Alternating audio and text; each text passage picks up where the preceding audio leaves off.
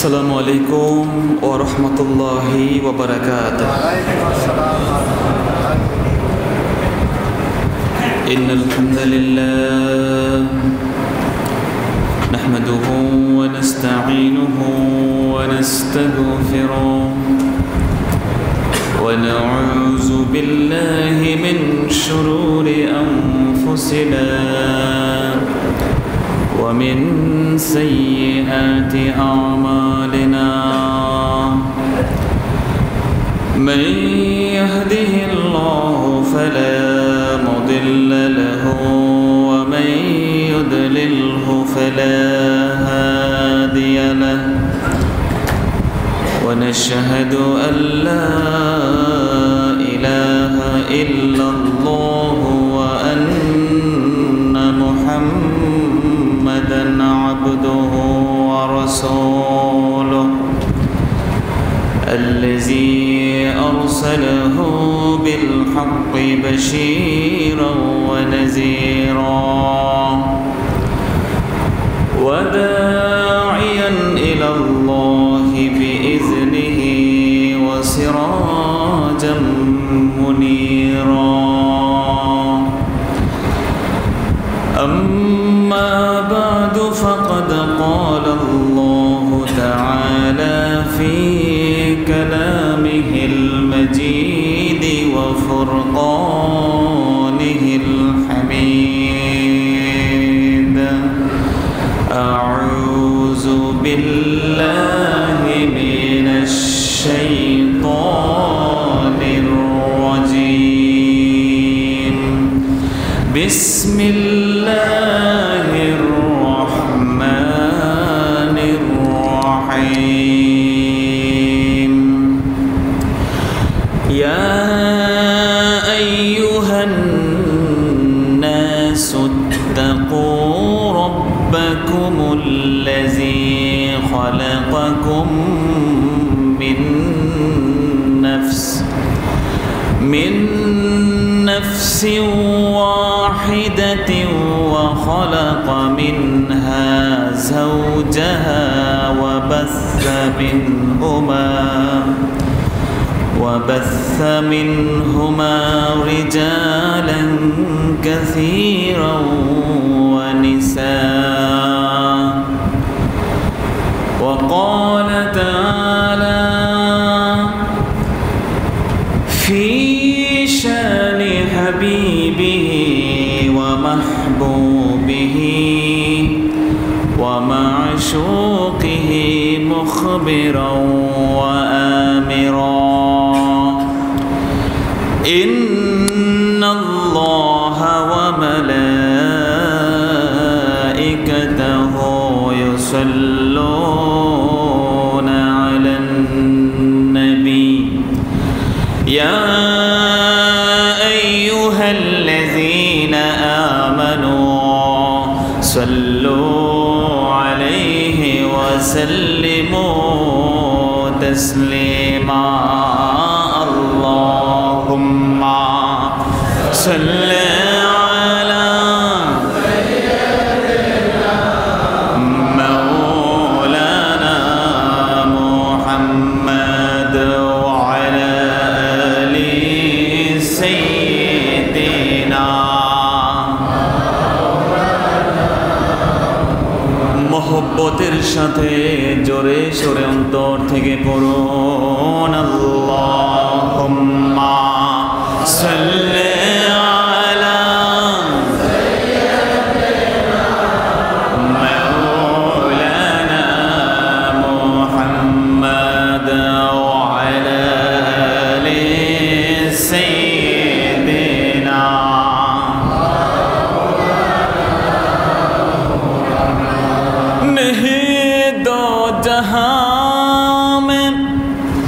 मिसाल मुहम्मद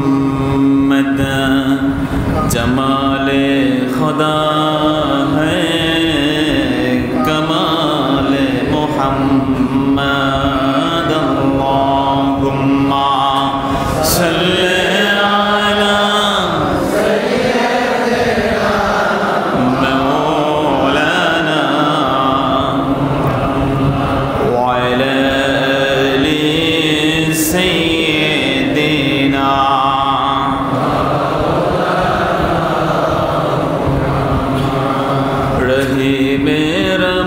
मस्कन हवाले काबा बनी मेरा मदहन दियारे मदीना अल्लाहुम्मा सल्ली अला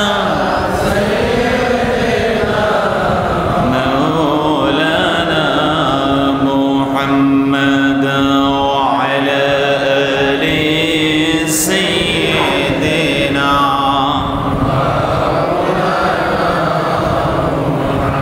मोहब्बतेर साथे कয়েকবার जिकिर করুন ला इलाहा इल्लल्लाह ला इलाहा इल्लल्लाह ला इलाहा इल्लल्लाह ला इलाहा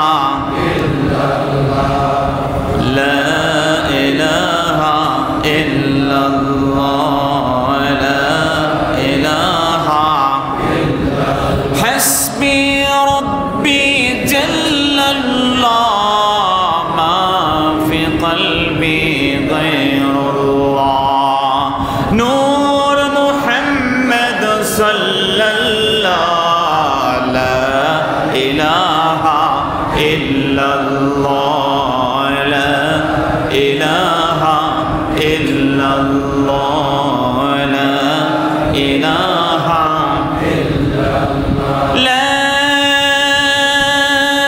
इलाहा इल्लल्लाह मुहम्मदुर রাসূলুল্লাহ। ঐতিহ্যবাহী আমিনবাগ জামে মসজিদ কর্তৃক আয়োজিত 12 দিন ব্যাপী পবিত্র ঈদ মিলাদুন নবী সাল্লাল্লাহু আলাইহি ওয়াসাল্লাম উদযাপনের এই মাহফিলের প্রথম দিনের সম্মানিত সভাপতি উপস্থিত রয়েছেন, অত্র মসজিদের সম্মানিত ইমাম, উপস্থিত হযরত উলামায়ে কেরাম, বিশেষ করে আজকের এই মাহফিলটির প্রধান আকর্ষণ যাদেরকে কেন্দ্র করে আজকের এই জান্নাতের বাগানের আয়োজন করা হয়েছে, যারা এই বাগানে অবগাহন করার সুযোগ পেয়েছেন রাসূলুল্লাহ সাল্লাল্লাহু আলাইহি ওয়াসাল্লামের জীবনী সম্পর্কে বিষয়ভিত্তিক আলোচনার এই শানদার মোবারক মুআজ্জাম মুতাবাররাক এই সুন্দর অনুষ্ঠানের উপস্থিত আমার প্রাণ প্রিয় শ্রদ্ধার পাত্র মুরব্বী বাবারা, কলিজার টুকরা আমার যুবক ভাইয়েরা, ছোট্ট সোনামণি শিশু বন্ধুরা, আপনাদের সকলের খেদমতে আলোচনার শুরুতে আরও একবার নিবেদন করছি ইসলামী সম্ভাষণ। আসসালামু আলাইকুম ওয়া রাহমাতুল্লাহি ওয়া বারাকাতুহু। সম্মানিত সুধী, সবার আগে সর্বপ্রথমেই আমরা শুকরিয়া নিবেদন করছি ওই আল্লাহ সুবহানাহু ওয়া তাআলার আলিশান দরবারে, যিনি আমাদেরকে আজকের এই সুন্দর মাহফিলে কোনো রকমের ভয় ভীতি ছাড়া, উৎকণ্ঠা উদ্বেগ ছাড়া শান্ত পরিবেশে নিরাপত্তার সাথে তার পবিত্র এই ঘর, পবিত্রতম জায়গা মসজিদে আমাদেরকে বসিয়ে দিয়েছেন। সেই মহান রবের দরবারে আসুন আমরা আলোচনার শুরুতেই কায় মনোবাক্যে হৃদয়ের সবটুকুন আবেগ, উচ্ছ্বাস আর অনুভূতিকে উজাড় করে দিয়ে, হৃদয়ের বদ্ধ কপাটকে উন্মোচন করে দিয়ে, সিংহ শার্দুলের ন্যায়, বাঘের গর্জনের ন্যায় পরুষোচিত কণ্ঠে সমস্বরে সমবাক্যে ঈমানের তেজে তেজিয়ান হয়ে, ইসলামের বলে বলিয়ান হয়ে সকলে একবার আসন উচ্চারণ করুন কালিমাতুশ শুকর আলহামদুলিল্লাহ। লক্ষ কোটি তার চেয়েও অনেক অনেক অনেক গুণ বেশি দরুদ আর সালাম আল্লাহর সৃষ্টির প্রধান আকর্ষণ, সমস্ত নবী রাসূলগণের সের ও তাজ, শামসুদ্দোহা, বদরুদ্দুজা, নূরুল হুদা, হাবিবে খোদা, সাইয়্যিদুল কাউনাইনি ওয়াস সাকালাইন, সাইয়্যিদুল আম্বিয়া ওয়াল মুরসালিন, রাসূল রাব্বিল আলামিন, আফতাবে নবুওয়াহ, শাহেনশাহ রিসালাহ, সুলতানে মদিনা, হুজুর আকরাম, নূরে মুজাসসাম, নূরুন আলা নূর, সাইয়্যিদুনা নবিয়ুনা শফিউনা হাবিবুনা তাবিবুনা ওয়া তাবিবু কুলুবিনা মাওলানা মুহাম্মদ সাল্লাল্লাহু আলাইহি ওয়াসাল্লামের প্রতি, যিনি আজ থেকে প্রায় ১৫০০ বছর পূর্বে আমাদেরকে এতিম করে দিয়ে সোনার মদিনায়, সোনার টুকরা জমিনে শুয়ে আছেন। আল্লাহ সুবহানাহু ওয়া তাআলা তার হাবিবকে এই গোটা বিশ্ব মানবতার জন্য রহমত স্বরূপ, করুণা স্বরূপ, গোটা বিশ্ব মানবতার জন্য মুক্তির শান্তির দূত হিসেবে প্রেরণ করেছেন। ১৫০০ বছর আগে তার বক্তব্য যেমন ইফেক্টিভ ছিল, রাসূল পাকের বক্তব্য ১৫০০ বছর আগে যেমন কার্যকর ছিল, ১৫০০ বছর পরেও বিশ্ব নবীর প্রতিটি বক্তব্য এখনো পর্যন্ত সমান কার্যকর আছে।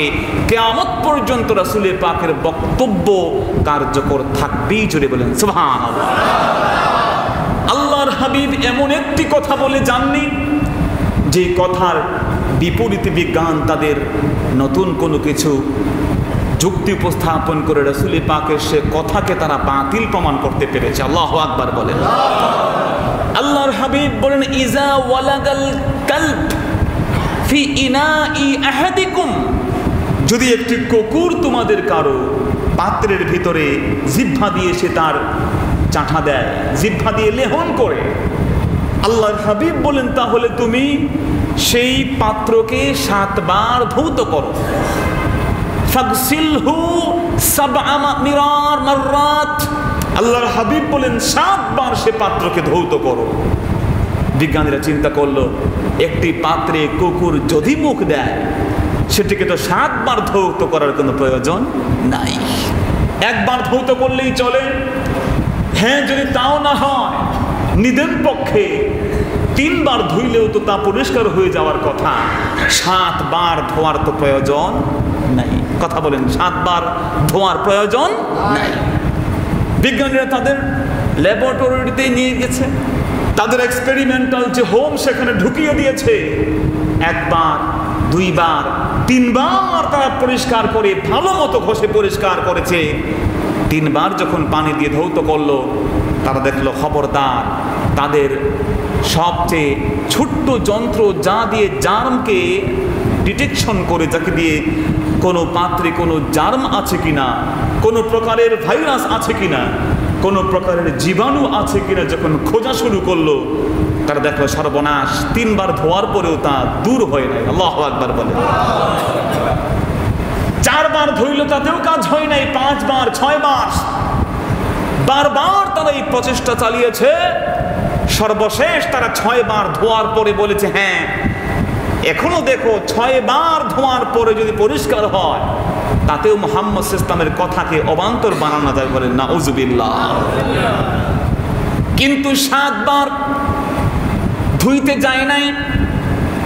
৬ষ্ঠ বার ধোয়ার পরে যখন তারা তাদের সেই অনুবীক্ষণ যন্ত্র দিয়ে দেখা শুরু করলো, তারা বলল সর্বনাশ, এখন তো বোধহয় পরিষ্কার হয়েছে।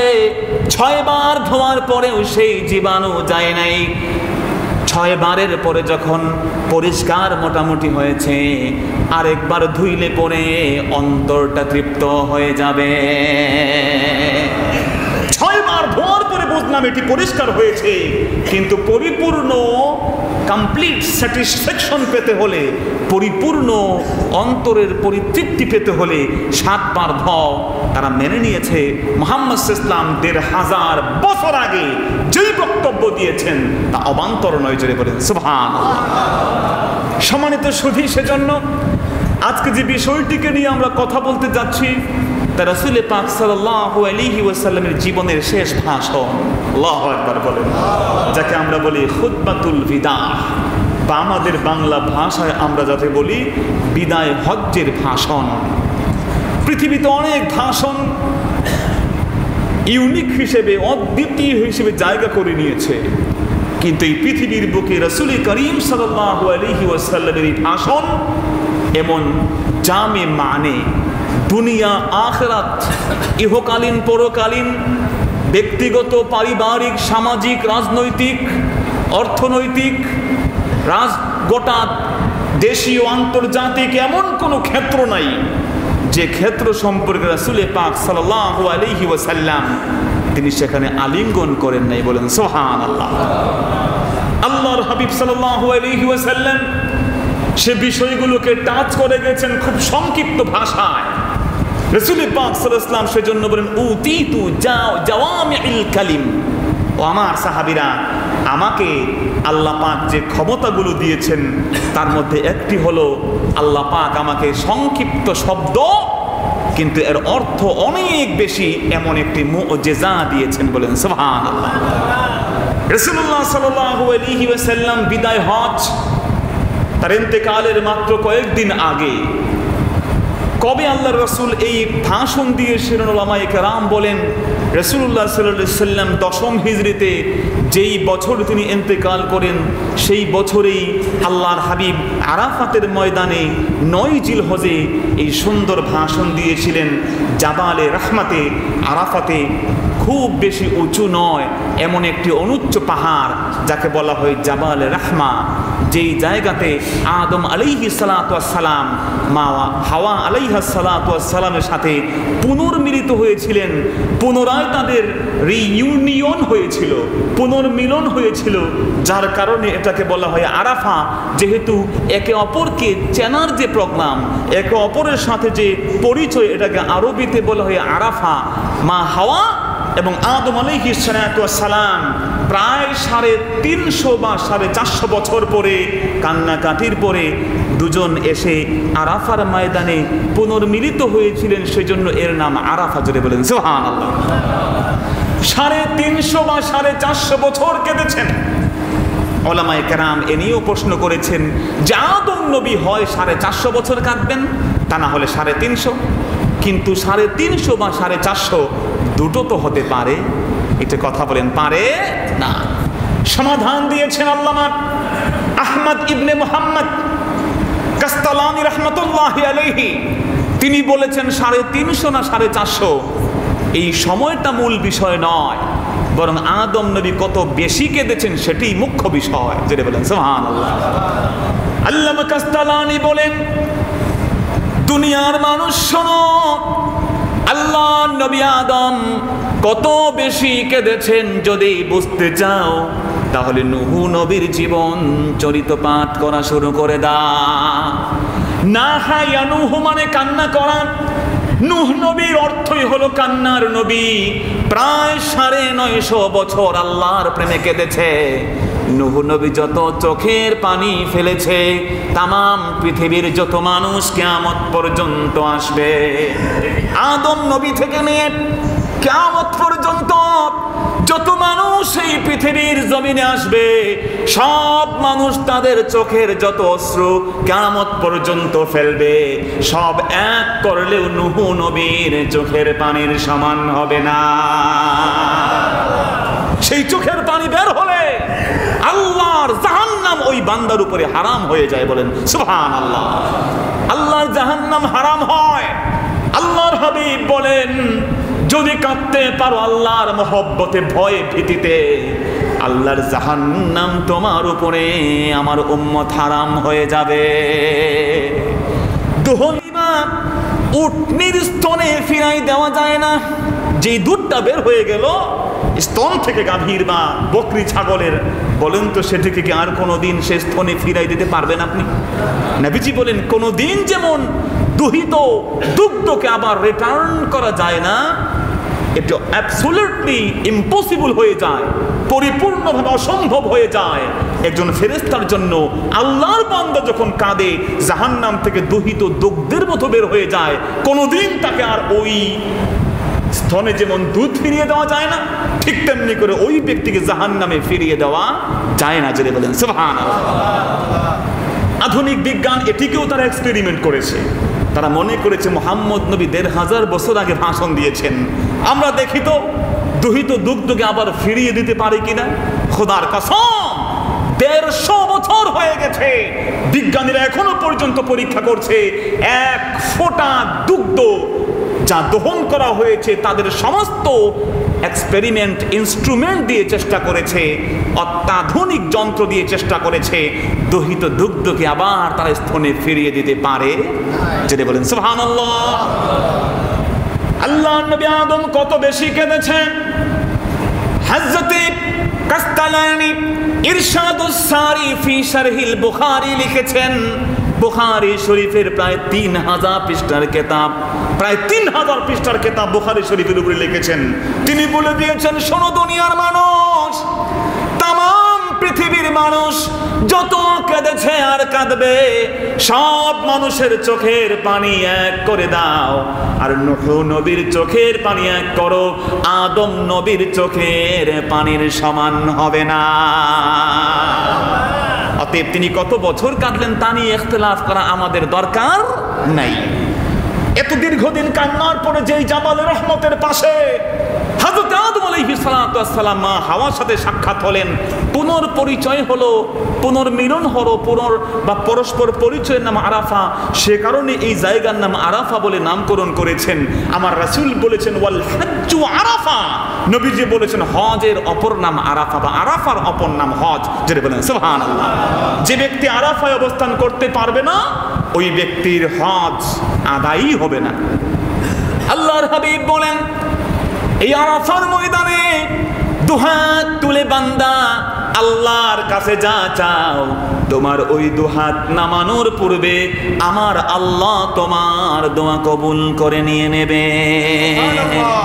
কত গুরুত্বপূর্ণ সেই জায়গাতে গুরুত্বপূর্ণ ব্যক্তি গুরুত্বপূর্ণ ভাষণ দিয়েছেন, যাকে হাজ্জাতুল ওয়াদা বলা হয় বা বিদায় হজ। এর নামকরণ বা ওয়াজহুত তাসমিয়া, কেন এটাকে বিদায় হজের ভাষণ বলা হয় সে সম্পর্কে উলামায়ে কেরাম কয়েকটি বক্তব্য দিয়েছেন।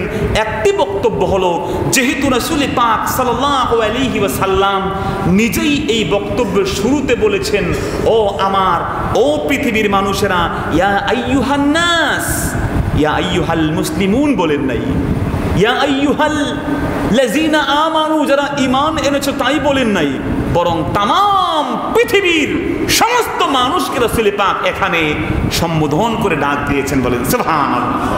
তাহলে এখানে তার ডাক বা তার সম্বোধনের অধীনে এই পৃথিবীর সমস্ত মানুষ ইনক্লুড হয়ে গেছে।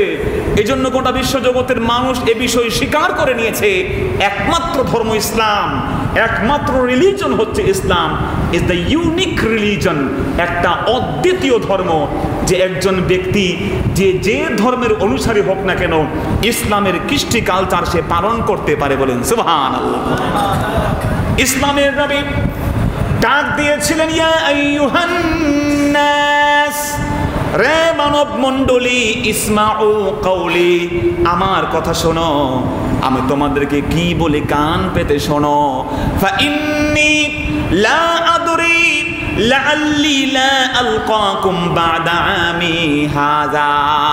ও আমার উম্মতেরা, এই পৃথিবীর মানুষ শোনো, আজকে আমি যে ভাষণ দিলাম কান পেতে শোনো, আমার মনে হয় এই বছরের পরে আমার সাথে তোমাদের আর সাক্ষাৎ হবে না। ভবিষ্যৎবাণী আমার রাসূল করে গেছেন, প্রিডিক্ট করে গেছেন যে আমার উম্মতেরা শোনো, আমার বোধহয় সময় শেষ, আমার যতটুকু সম্ভাবনা হয়, লাআল্লি, নবীর সামনে লাআল্লি মানে সম্ভাবনা, পসিবিলিটি রাসূল বলেছেন, কিন্তু রাসূল পাক ইসলাম যে লাআল্লাহ বা সম্ভাবনার কথা বলেছেন, রাসূল পাকের শানেও ওলামায়ে কেরাম বলেন রাসূল পাক নিশ্চিত হয়েই এই কথা বলেছেন, বিনয়ের জন্য বলেছেন, আমি সম্ভবত তোমাদের সাথে আর মিলিত হব না। যেটা বলেন সুবহানাল্লাহ। রাসূলুল্লাহ সাল্লাল্লাহু আলাইহি ওয়াসাল্লাম যেখানে লাআল্লাহ বলেছেন, ওলামায়ে কেরাম তাকে নিশ্চিত বলেছেন যে না, এটি রাসূল পাকের শানে কোনো কনফিউশন বাকি না থেকেই বিশ্বাস করতে হবে। আল্লাহ নবী সাল্লাল্লাহু আলাইহি ওয়াসাল্লাম মাররা বিকবরাইন, দুটো কবরের পাশ দিয়ে গেলেন, তারপরে বললেন, এই হাজানে ইউআযিবান, এই শোনো, এই দুটো কবরের ভিতরে যারা আছে তাদের উপরে আল্লাহর আযাব হচ্ছে। আল্লাহু আকবার বলেন। পৃথিবীর কোনো মানুষ কবরে কি হয় জানার কোনো সুযোগ নেই। 50 কোটি মাইল দূরে ধূমকেতুতে কি হয় বিজ্ঞান জানে, কিন্তু রাসূল পাক সাল্লাল্লাহু আলাইহি বলছেন মাত্র 5-7 হাত নিচে, 2.5-3 হাত নিচে কবর, তার খবর গোটা পৃথিবীর মানুষ চেষ্টা করলেও বের করতে পারবে না, এবং তা পারেও নাই। সেখানে হাই রেজুলেশনের ক্যামেরা ঢুকিয়েছে, কম্পিউটার সেট করেছে, কিন্তু বিজ্ঞান সেখান থেকে কবরে কি হয় তার খবর বের করতে পারে নাই। কিন্তু আল্লাহর হাবিব বলে বসে, এই জমিনের উপরে বসে কবরে কি হয় তার খবর উম্মতকে দেওয়া শুরু করেছেন। বলেন সুবহানাল্লাহ। শুধু তাই নয়, আল্লাহর হাবিব বললেন সাহাবীরা রে, শুধুমাত্র আযাব হচ্ছে তাই নয়, আমি রাসূল বলে দিলাম এই দুই ব্যক্তির কি কারণে আযাব হচ্ছে আমি রাসূল তাও জানি। একজন আরেকজনের সাথে খুনসুটি করত, চগলখড়ি করত, আরেকজন ব্যক্তি ঠিক মতো প্রস্রাব করে পবিত্র হতো না। নবী আমার দয়ার নবী, রহমতের নবী একটা খেজুর গাছের শাখাকে, ডালকে দ্বিখণ্ডিত করে ফেললেন, দুটো কবরের ভিতরে ঢুকিয়ে দিয়ে বললেন লাআল্লাহুমা ইউখাফফিফান, আশা করা যায় এই দুটো ডাল যতক্ষণ শুষ্ক আছে, যতক্ষণ তাজা আছে, ততক্ষণ তাদের উপরে আল্লাহর আযাব হবে না। বলেন সুবহানাল্লাহ। ওলামায়ে কেরাম বলেছেন সম্ভবত অর্থ দিয়ে রাসূল বলেন নাই হয়তোবা, বরং রাসূলের পাকের সম্ভাবনা মানে হলো নিশ্চিতভাবেই আল্লাহর নবীর হাতের বরকতে যে গাছকে রোপণ করেছেন তা দ্বারা ওই ব্যক্তিদের আযাবকে আল্লাহ পাক মাফ করে দেবেন। বলেন সুবহানাল্লাহ। আল্লাহ রাসূল বললেন আল্লাহ সম্ভবত আমি আর তোমাদের সাথে মিলিত হতে পারবো না, এজন্য তোমরা আমার কথা ভালো মতো শোনো। রাসূল পাকের এই কথাই বিদায়ের একটি প্রতিধ্বনি আছে, বিদায়ের একটা সুর আছে। রাসূল পাকের এই আলোচনার ভিতরেই বিদায় বিদায় একটি ভাব আছে বলো বিধায় ওলামায়ে কেরাম এই বক্তব্যের নাম দিয়েছেন খুতবাতু হাজ্জাতিল বিদা, বা বিদায় হজ্জের ভাষণ। জুড়ে বলেন সুবহানাল্লাহ।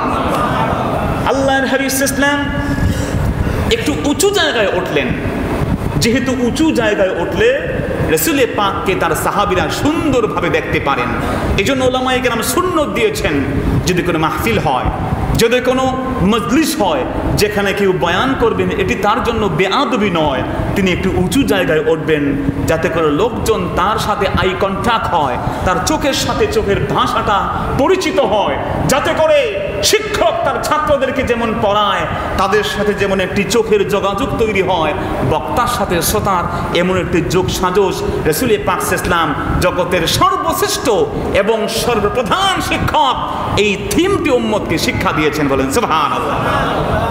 আউয়ালু মান আল্লামা বিল কিতাবাহ, तमाम পৃথিবীর বুকে সবার আগে যিনি লিখে লিখে শিক্ষা দিয়েছেন, আল্লাহর এই জগতের বুকে ব্ল্যাকবোর্ডের ভিতরে সবার আগে লেখার শিক্ষা আমার রাসূল দিয়েছেন। বলেন সুবহানাল্লাহ। হাদিস শরীফ বলছে আল্লাহ নবী আমাদেরকে ওয়াজ করা শুরু করলেন, ওয়াজ করতে করতে হঠাৎ করে বললেন ও আমার সাহাবীরা আমি যা করি দেখো। সাহাবায়ে কেরাম তাকিয়ে রইলেন। ফাখাত্তা খাত্তান, রাসূল পাক সাল্লাল্লাহু আলাইহি ওয়াসাল্লাম সমান জমিনের উপরে একটা সরল টান দিলেন, তারপরে ডানে কয়েকটা টান, বামে কয়েকটা টান, ডান দিয়ে বাম দিয়ে টান দিয়ে মাঝখানে ধরে বলেন হাযা সিরাতি মুস্তাকিমা। ও আমার সাহাবীরা এই যে সরল লেখা দেখছো, এই সরল রেখা হচ্ছে সিরাতে মুস্তাকিম। যেটা বলেন সুবহানাল্লাহ। আর ডানে যেগুলো দেখছো, বামে যেগুলো দেখছো, এগুলো হচ্ছে শয়তানের রাস্তা, অলিগলি পথ। এগুলো দিয়ে তোমাদের শয়তান বিভিন্ন প্রলোভন দেখাবে, ফ্ল্যাটের মালিক বানাবে, তোমাকে গাড়ির মালিক বানাবে, ব্যাংক ব্যালেন্স দেবে, রিয়েল এস্টেটের জমির প্লট লিখে দেবে, বিভিন্ন ধরনের না জায়েজ কাজের তোমাকে বসরা সাজিয়ে ডাকবে। রাসূল বললেন সেদিকে তাকিও না, বরং সিরাতে মুস্তাকিমের উপরে থাকো। এই রাসূল পাক সাল্লাল্লাহু আলাইহি ওয়াসাল্লাম সবার আগে মুআল্লিম, সমস্ত পৃথিবীর শ্রেষ্ঠ শিক্ষাবী, ওই জাবাল রহমতের চারপাশে গুনগুন গুনগুন করছেন। নবী আমার যখন বললেন আইয়ুহান নাস, সাহাবায়ে কেরাম বলেন পিন পতন নীরবতা হয়ে গেল। ওই সাহাবীরা যারাই ছিলেন প্রত্যেকেই নবীর বক্তব্য শুনতে পেয়ে গেলেন। হযরত মূসা দোয়া করা শুরু করেছেন। মূসা নবী যখন নাকি দাওয়াত দিচ্ছেন, লোকজন এসে বলল, ও মূসা, আমাদের এই জমিনে, আমাদের এই ভূমিতে বৃষ্টি নাই, অনাবৃষ্টির কারণে আমাদের জমিগুলো শুকিয়ে গেছে, পশুগুলো পানির অভাবে জীবন তাদের যায়, দোয়া করেন। মূসা নবী আল্লাহর কাছে হাত তুলে দোয়া করলেন। দোয়া যখন করছেন সকলে আমিন আমিন বলছে। আল্লাহ পাক মূসা নবীর তো একটা হট কানেকশন, ঠিক কিনা জোরে বলেন? মিনহুম মান কাল্লামাল্লাহ, নবীদের মধ্যে আল্লাহ পাক তারতম্য দিয়েছেন, তার মধ্যে কতকের সাথে আল্লাহ পাক মুকালামা করেছেন, ডায়লগ করেছেন, কনভারসেশন করেছেন, তার মধ্যে মূসা নবীর সাথে আল্লাহ কথা বলেছেন। বলেন সুবহানাল্লাহ। মূসা নবীকে আল্লাহ ডেকে বলেন, মূসা, তোমার এই কওমের ভিতরে প্রায় 6 লক্ষ মানুষ, ওয়া মিনহুম মান আযলামা আলাল্লাহি মুনযু 40 সানা আও কামা ক্বাল। ও মূসা, তোমার এই কওমের ভিতরে একজন ব্যক্তি আছে যে আমার আল্লাহকে, আমি আল্লাহকে 40 বছর আল্লাহকে ভয় পায় না। আখরিজহু মিন কাওমিকা, মূসা তোমার ওই দলের ভিতর থেকে 40 বছর ধরে নাফরমান করছে যে ব্যক্তি, তাকে বের করে দাও, তা না হলে আমি আল্লাহ তোমার দোয়া কবুল করে বৃষ্টি নাজিল করব। জোরে বলেন, করব না। মূসা নবী বলেন, আল্লাহ, আমি এতক্ষণ দোয়া করছি, তার জামানায় তো এমন মাইক ছিল? কথা বলেন, ছিল? তিনি লোকজনকে নিয়ে যখন দোয়া করছেন সকলে আমিন বলছে, তা সম্ভব। কিন্তু যখন বক্তব্য দিবেন 6 লক্ষ মানুষ, মূসা নবী বলেন, আল্লাহ, কাইফা আদউহুম, আমি তাদেরকে কেমনে ডাকবো? 6 লক্ষ মানুষের কাছে আমার বাণীটা পৌঁছবে কেমনে? আল্লাহু আকবার বলেন। আল্লাহ রাব্বুল আলামিন হযরত মূসাকে ডেকে বললেন, মূসা, কান পেতে শোনো, ওয়া মিনকান নিদা ওয়া মিনাল বালাগ। মূসা রে আমার দোস্ত, খলিল আমার, ও আমার মূসা বন্ধু, ডাক দাও, ডাক দাও। ডাক দেওয়ার কাজ তোমার, 6 লক্ষ মানুষের কর্ণকুহরে পৌঁছে দেওয়ার মালিক আমি আল্লাহ। মূসা ডাক দিলেন, কে আছো আইয়ুহাল আব্দুল আসি, রে নাফরমান বান্দা, পার হয়ে যাও। আল্লাহর ওই বান্দা, সেও তো শুনতে পেয়েছে, ঠিক কিনা জোরে বলেন? আল্লাহকে ভয় করলে কি হয় দেখেন। আল্লাহর বান্দা ভয় পেয়ে বলে, আল্লাহ, 40টা বছর তোমার সাথে আমি এত নাফরমানি করেছি মাবুদ, এই 40টা বছর তুমি আমাকে বেইজ্জত করো নাই মাবুদ, এখন যদি আমি বের হয়ে যাই, এই 6 লক্ষ মানুষ আমার অপরাধের ফিরিস্তি খুঁজে বের করে ফেলবে, ঠিক কিনা জোরে বলেন? চোখে পানি এসে গেল। আল্লাহর বান্দা দুহাত তুলে আল্লাহর কাছে বলল, রব্বুল আলামিন, 40টা বছর আমার এই অপরাধকে মাবুদ আপনি গোপন করে রেখেছেন, প্রকাশ হতে দেন নাই। আজকে এই 6 লক্ষ মানুষের সামনে বুঝি প্রকাশ করে দিবেন। আল্লাহর ভয়ে আল্লাহ বলে ডাক দিয়ে দিল। রব্বুল আলামিন আরশে আজিমের ভিতরে বান্দার ডাক পৌঁছে গিয়েছে। ওই বান্দার ডাকে আরশে আজিমে কাঁপুনি শুরু হলো। আমার আল্লাহ বান্দার তাওবা কবুল করে নিয়ে ঝরঝর করে অঝর ধারায় বৃষ্টি নাজিল করে দিয়ে দিলেন। মুহূর্তের ভয় যদি কারো বুকে চলে আসে, আল্লাহ পাক ওই বান্দার ওই অন্তরের ভয় দেখে তাকে মাফ করে দিতে পারেন। বলে সুবহানাল্লাহ। রাসূলুল্লাহ সাল্লাল্লাহু আলাইহি ওয়াসাল্লাম তিনি যখন মূসা নবীর ডাক যদি পৌঁছতে পারে, আমার রাসূল দোয়া করার প্রয়োজন নাই। আল্লাহ নবীর সাহাবীরা বলেন, আমরা কে সামনে ছিলাম, কে পিছনে? বিশ্বনবী ওই জাবালে রহমতের উপরে দাঁড়ায় যখন আওয়াজ দেওয়া শুরু করলেন, আইয়ুহান নাস, আমরা যারা পেছনে ছিলাম, সামনে ছিলাম, দূর দূরান্তে ছিলাম, খোদার কসম করে বলে সামনে যেমন শুনতাম, পিছনে বসেও সমান নবীর বক্তব্য শুনে ফেলেছি। নবীর বক্তব্য সেখান থেকে সমানভাবে আমাদের কানে এসেছে। রাসূলুল্লাহ সাল্লাল্লাহু আলাইহি ওয়াসাল্লামের সে আলোচনা আমরা শুনতে পেরেছি।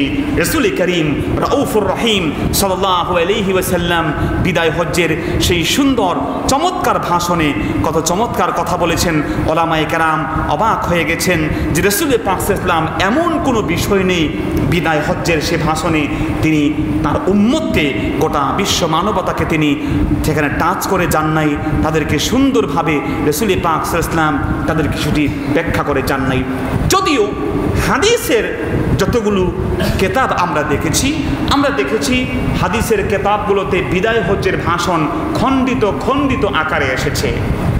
একেবারে মাজমুআহ পরিপূর্ণ ভাষণ হাদিসের ব্যাখ্যা বা হাদিসের গ্রন্থগুলোতে অধিকাংশতেই পুরো বক্তব্য রাসূলের এক ছোটে নাই, একত্রে পুরো বক্তব্য খুঁজে পাওয়া যায় না। যদিও উলামায়ে কেরাম এই খণ্ডিত খণ্ডিত বক্তব্যগুলোকে একত্রিত করে পরবর্তী জামানার মানুষের কাছে তা উপস্থাপন করেছেন, বলেন সুবহানাল্লাহ। এটি হাদিস জগতের উলামায়ে কেরামদের কাছে একটি বিশাল কাজ, যা রাসূল পাক সাল্লাল্লাহু আলাইহি ওয়াসাল্লামের সে বক্তব্যগুলোকে একত্রিত করে একীভূত করে দিয়েছেন। এত সহজভাবে আমরা হাদিস পেয়ে গেছি। এমন অনেক কেতাব আছে, মুসনাদে আহমদ হাদিসের একটি কেতাব, যার মধ্যে রাসূল পাকের প্রায় ২৭,০০০ হাদিস আছে, বলেন সুবহানাল্লাহ। ঠিক একইভাবে আল্লামা জালালউদ্দিন সুয়ুতি রাহমাতুল্লাহি আলাইহি তার কিতাব লিখেছেন জামউল জাওয়ামি, যার মধ্যে রাসূল পাকের প্রায় ৫০,০০০ হাদিস জায়গা করেছে, বলেন সুবহানাল্লাহ। কিন্তু এই হাদিসগুলো যারা সংরক্ষণ করেছেন, সংকলন করেছেন, তারা অনেক ঘাম ঝরিয়েছেন, কষ্ট স্বীকার করেছেন। আবু দাউদ শরীফের হাদিস এসেছে, আল্লাহ নবীর সাহাবী হযরত আবু সাঈদ খুদরি রাদিয়াল্লাহু আনহু তিনি বসে আছেন। হঠাৎ করে একজন সাহাবী, একজন ব্যক্তি মদিনা থেকে দামেস্কের মসজিদে চলে এসেছেন। নবীর সাহাবী দামেস্কের মসজিদে বসা, প্রায় ৮০০ মাইল দূর মদিনা থেকে একজন লোক সফর করে, এখনকার মতো এত অত্যাধুনিক সফর ছিল না, ৮০০ মাইল দূর থেকে রাসূল পাকের সাহাবীর কাছে দামেস্কের মসজিদে এসে বললেন, ইয়া সাহিবুন নবী, ইয়া সাহিবান নবী, ও নবীর সাহাবী, আমি এসেছি জিইতু মিনাল মদিনা, মদিনাতুর রাসূল। ও নবীর সাহাবী, আমি আপনার কাছে মদিনা, যা হচ্ছে নবীর শহর, সেখান থেকে এসেছি লি হাদিসিন, একটা হাদিস শোনার জন্য, বলেন সুবহানাল্লাহ।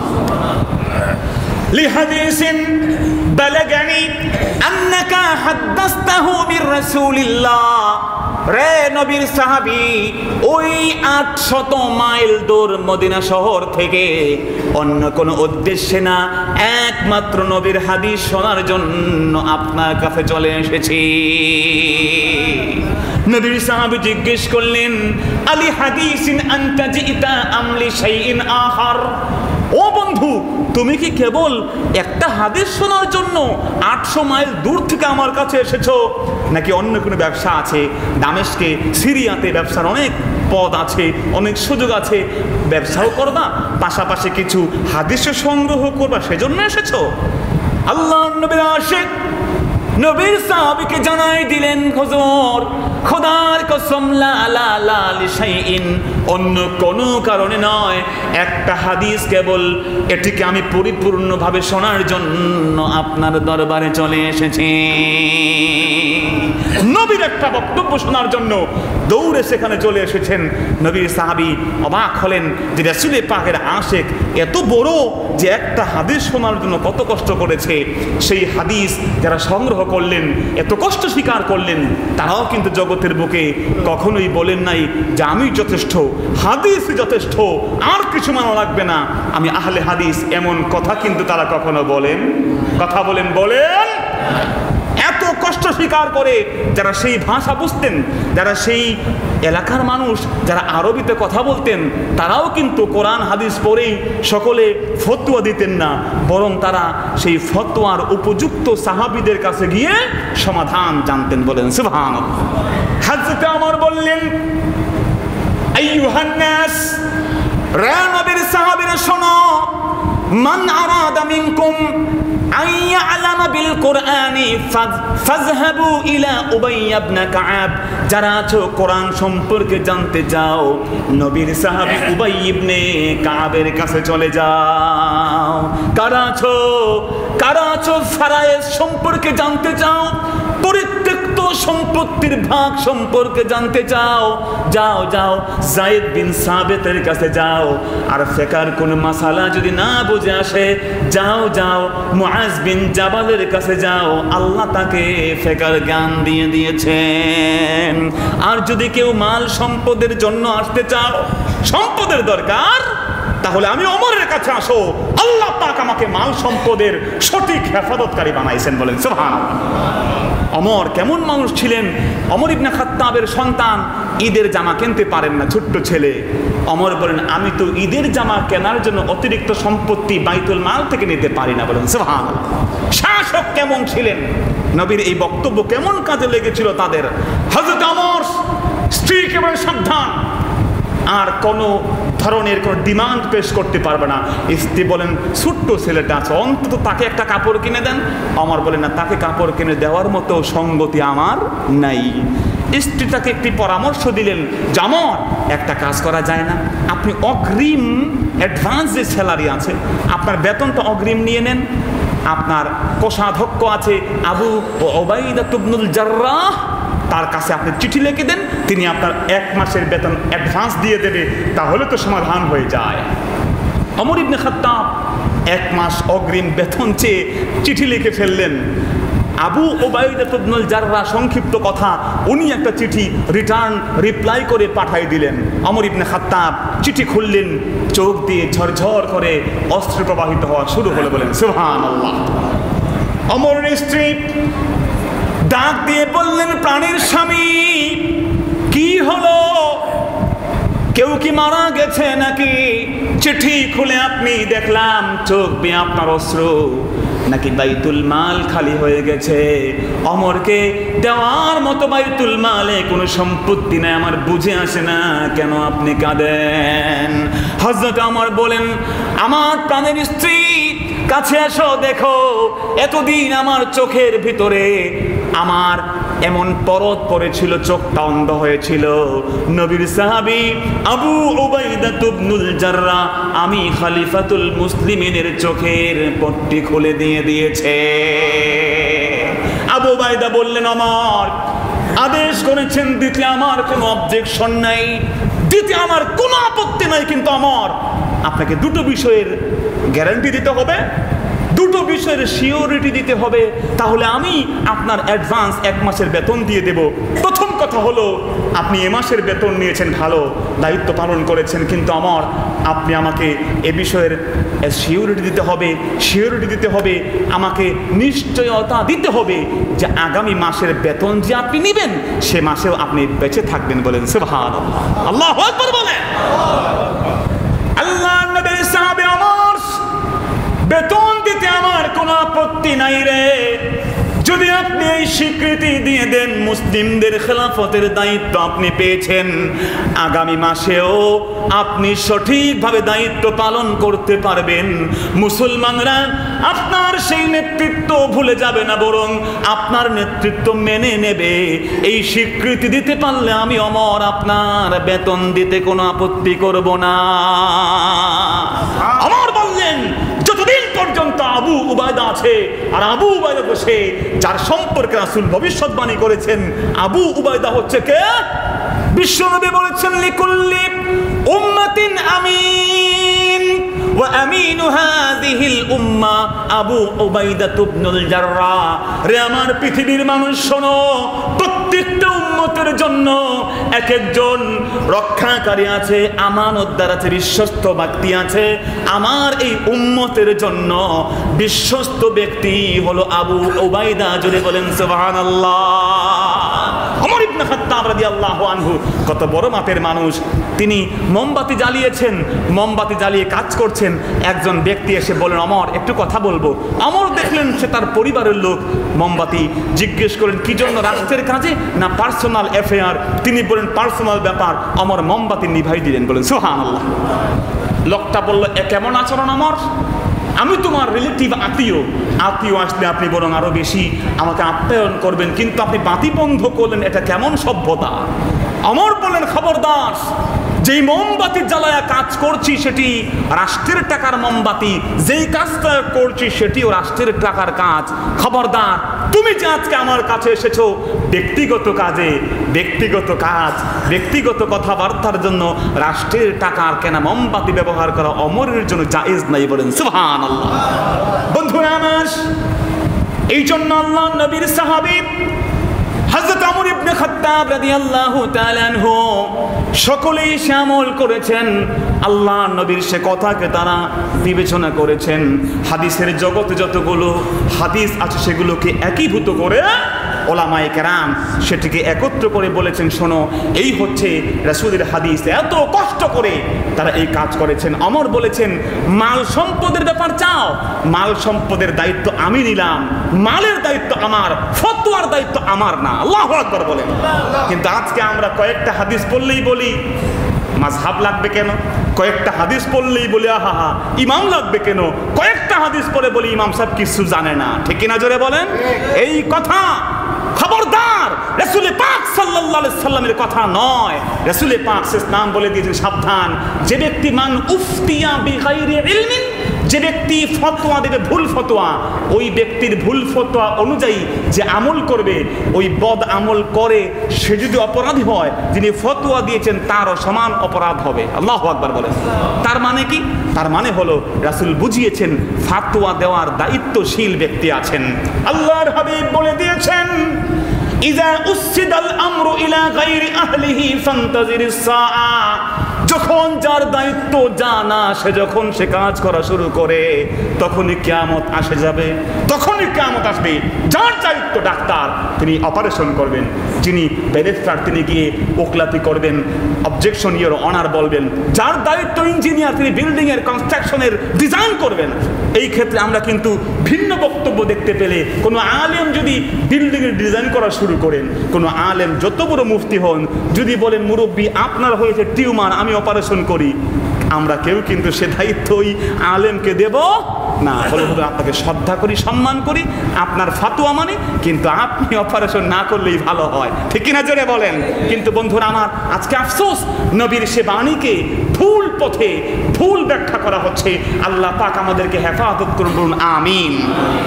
সম্মানিত সুধী, অতএব রাসূল পাক ইসলাম তার সে হাদিসগুলোকে একত্রিত সাহাবায়ে কেরাম করেছেন, ওলামায়ে কেরাম করেছেন, মুহাদ্দিসিনরা করেছেন। সে হাদিসগুলো নকল করতে করতে ইমাম বুখারী, মুসলিম, তিরমিজি তারা এগুলোকে নকল করে একীভূত করেছেন। তার সামান্য সে সময় খুবই কম, আমরা রাসূল পাক ইসলামের সে আলোচনাগুলো কি বলেছেন তা আমরা এখানে সংক্ষিপ্ত আকারে আমরা ইবারত বলবো এবং তার কিছু বিশ্লেষণ করব। প্রথমেই রাসূলুল্লাহ সাল্লাল্লাহু আলাইহি ওয়াসাল্লাম বলেন, ইয়া আইয়ুহান নাস, রে মানব মণ্ডলী, ও দুনিয়ার মানুষ, জুড়ে বলেন সুবহানাল্লাহ। তার মানে হলো রাসূলুল্লাহ সাল্লাল্লাহু আলাইহি ওয়াসাল্লামের এই আবেদন কেবল মুসলমানদের জন্য না, তার উম্মতে দাওয়া যারা আছে, যারা উম্মতে দাওয়া মানে উম্মত দুই প্রকার। কথা বলেন, উম্মত কয় প্রকার? দুই প্রকার। একদল হল উম্মতে ইজাবা। উম্মতে ইজাবা মানে হলেন যারা রাসূল পাকের দাওয়াত পেয়ে তারা স্বীকার করে নিয়েছেন, দাওয়াতের তারা জবাব দিয়েছেন, তাদেরকে বলে উম্মতে ইজাবা। আমরা মুসলমানরা হচ্ছি রাসূল পাকের সত্যিকার উম্মত, জুড়ে বলেন সুবহানাল্লাহ। আরেক দল উম্মত, উম্মতে ইজাবা, উম্মতে দাওয়া, যাদের কাছে রাসূলের দাওয়াত পৌঁছে গেছে কিন্তু তারা রাসূলের সেই দাওয়াতে সাড়া দেয় নাই, কবুল করে নাই, এখনো পর্যন্ত নির্লিপ্ত আছে। আল্লাহ নবী ডাক দিলেন, ইয়া আইয়ুহান নাস, রে মানব মণ্ডলী, কোথায় কে আছো? আমার কান পেতে আমার কথা শোনো। তামাম পৃথিবীর মানুষদেরকে আমার রাসূল ওয়াজ করা শুরু করে দিয়েছেন, বলেন সুবহানাল্লাহ। সবাই আমার কথা, এজন্য গোটা বিশ্ব জগতের মানুষ আজকে মেনে নিয়েছে রাসূল পাকের বিধান। এগুলোই তো আমাদের শিরতাজ। রাসূল যা বলেছেন, রাসূল যা করেছেন, এগুলো মানলে বরং ক্ষতি নয় উপকার, বলেন সুবহানাল্লাহ। বিজ্ঞানীরা সেদিন এক্সপেরিমেন্ট করেছে এবং বিবিসি বিষয়টি তারা অ্যাপ্রুভ করেছে। তারা বলেছে, দেখো আমরা দেখলাম মুহাম্মদ ইসলাম তিনি বলেছেন যে তোমরা টাকনুর নিচে কাপড় পরো না। সুবহানাল্লাহ বলেন। টাকনু গিরা আপনারা চিনেন, তার নিচে কাপড় পরা রাসূল নিষেধ করেছেন। জঘন্য, তার শাস্তি হবে তাও বলেছেন মান জাররা ইজারাহু খুয়ালা লাম ইয়ানজুরিল্লাহু ইলাইহি ইয়াউমাল কিয়ামা। খবরদার, যারা টাকনুর নিচে কাপড় পরো, আল্লাহ পাক তার দিকে রহমতের নজর কিয়ামতের দিন করবেন না। এই জন্য উলামায়ে কেরাম বলেছেন খবরদার, কোনোভাবেই টাকনুর নিচে যেন কাপড় না চলে যায়। বিজ্ঞানীরা চিন্তা করলো নবী মুহাম্মদ এই কথা কেন বললেন। তারা পরীক্ষা করে দেখলো রাসূল পাকের এই হাদিসের উপরে প্রমাণ করার জন্য দুজন ব্যক্তিকে, যুবক, একজনকে টাকনুর নিচে কাপড় পরিয়েছে, আরেকজনকে উপরে। 3 মাস পরে তারা বলল সর্বনাশ, আমরা রাসূলকে মানি না, এই রাসূল তো মহাবিজ্ঞানী। জোরে বলেন সুবহানাল্লাহ। তারা প্রমাণ করে দিয়েছে যার টাকনুর উপরে সূর্যের অতি বেগুনি রশ্মি, আলট্রা ভায়োলেট রে পড়তে বাধাগ্রস্ত হয়, কাপড় দিয়ে ঢাকা থাকে, ওই ব্যক্তি যৌবন খুব দ্রুতই হারায়া ফেলায়। আল্লাহু আকবার। আর যার টাকনুর উপরে সূর্যের অতি বেগুনি রশ্মি, আলট্রা ভায়োলেট রে সুন্দরভাবে পড়ার সুযোগ পায়, ওই ব্যক্তির যৌবন যে ঢেকে রাখে তার চেয়ে বরং দ্বিগুণ হয়ে যায়। বিজ্ঞান স্পষ্ট বক্তব্য দিয়েছে। বোস্টনের বিজ্ঞানীরা বলেছে, গো দাড়ি রাখো, দাড়ি রাখো। বারবার তুমি যে খুর দিয়ে তোমার এই মসৃণ গালের উপরে তুমি এটিকে চালাচ্ছ, বারবার করে যখন তুমি দাড়ি কামাবা, ওর কারণে তোমার যৌবন ক্ষতিগ্রস্ত হয়ে যাবে। It is one of the most reason. একজন ব্যক্তির সবচেয়ে বড় কারণ তার নিজের যৌবনের যে সেক্সুয়াল ডিজিজগুলো আছে, তার মধ্যে একটি হলো দাড়ি যে বারবার কামায়। বলেছে খবরদার, বারবার দাড়ি কামালে তুমি কিন্তু সেক্সুয়ালি ডিসঅর্ডার্ড হয়ে যাবে, বিপদে পড়ে যাবে। আল্লাহু আকবার বলেন। সম্মানিত সুধী, এই যে রাসূল পাকের এই আলোচনা, রাসূল পাকের বক্তব্য গোটা বিশ্বের মানুষ মানছে। তারা বলছে, আহা, আমরা তো দেখেছি মুহাম্মদ ইসলাম যা বলেছেন তা পালন করতে আমাদের কোনো বাধা নাই। যেটা বলেন সুবহানাল্লাহ। সুন্নাহ এন্ড সায়েন্স লিখেছেন পাকিস্তানের তারেক মাহমুদ চুগতাই। বেচারা একটা মাস কোরআন তেলাওয়াতের সাথে তারাবি নামাজ পড়েছেন আমেরিকার শিকাগো শহরে। 1 মাস পর্যন্ত তারাবি নামাজ পড়ে এসে উনি তার বসকে বলেন, বস, 1 মাস বড় সুন্দরভাবে তারাবি নামাজ পড়লাম, সুন্দর তেলাওয়াতের সাথে, আমি খুব আনন্দের সাথে নামাজ পড়েছি। বস জিজ্ঞেস করলেন, কাদের পেছনে নামাজ পড়েছো, কোথায়? তিনি বলেন, অমুক জায়গায়, শিকাগো নগরীর অমুক একটা জায়গায় আমি নামাজ পড়েছি। বস বললেন, নামাজ যে পড়িয়েছেন ঠিক আছে, কিন্তু ওই জায়গার প্রায় 90% যারা তোমার মুসল্লি হিসেবে তোমার পাশে ছিল, তারা একজন মুসলমান না। আল্লাহু আকবার বলেন। তারেক মাহমুদ অবাক হয়ে বলেন, ব্যাপার কি? একজনও মুসলমান না, 90 জন প্রায় ভিন্ন ধর্মের মানুষ, তারা তারাবি নামাজ কেন পড়ে? বস বললেন, শোনো, তুমি তো এখানে একটু পরীক্ষা নিরীক্ষার জন্য এসেছ, তোমাকে বলতে অসুবিধা নেই। এখানে যারা আছে তারা গবেষণা করে দেখেছে শরীরকে ঠিক রাখার জন্য, এই ফিজিক্যাল স্ট্রেংথকে ঠিক রাখার জন্য তারা গবেষণা করে দেখেছে মুহাম্মদ ইসলাম যে থিওরি দিয়েছেন, 1 মাস তোমরা উপবাস করো, 1 মাস রাত জেগে ইবাদত করো, ব্যায়াম করো, তারা বলেছে নামাজ পড়ো, তারা বলেছে 1 মাস যদি আমরা এই উপবাস করি সকাল থেকে সন্ধ্যা পর্যন্ত, রাত জেগে নামাজ পড়ি, তাহলে গোটা বছরের জন্য শরীরটা তৈরি হয়ে যায়। বলেন সুবহানাল্লাহ।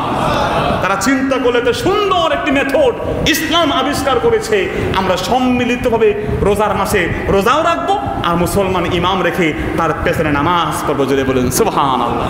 অতএব রাসূল পাক ইসলাম তার এই বিধানগুলো গোটা বিশ্ব মানবতার জন্য তিনি নবী। তিনি কোনো এলাকার নবী নন, কোনো ভাষার নবী নন, কোনো ব্যক্তির নবী নন, কোন দেশের নবী নন। আমার নবী রাহমাতাল লিল আলামিন, গোটা বিশ্ব জগতের জন্য তিনি নবী, গোটা বিশ্ব জগতের নবী। সবাই তাকে চিনত।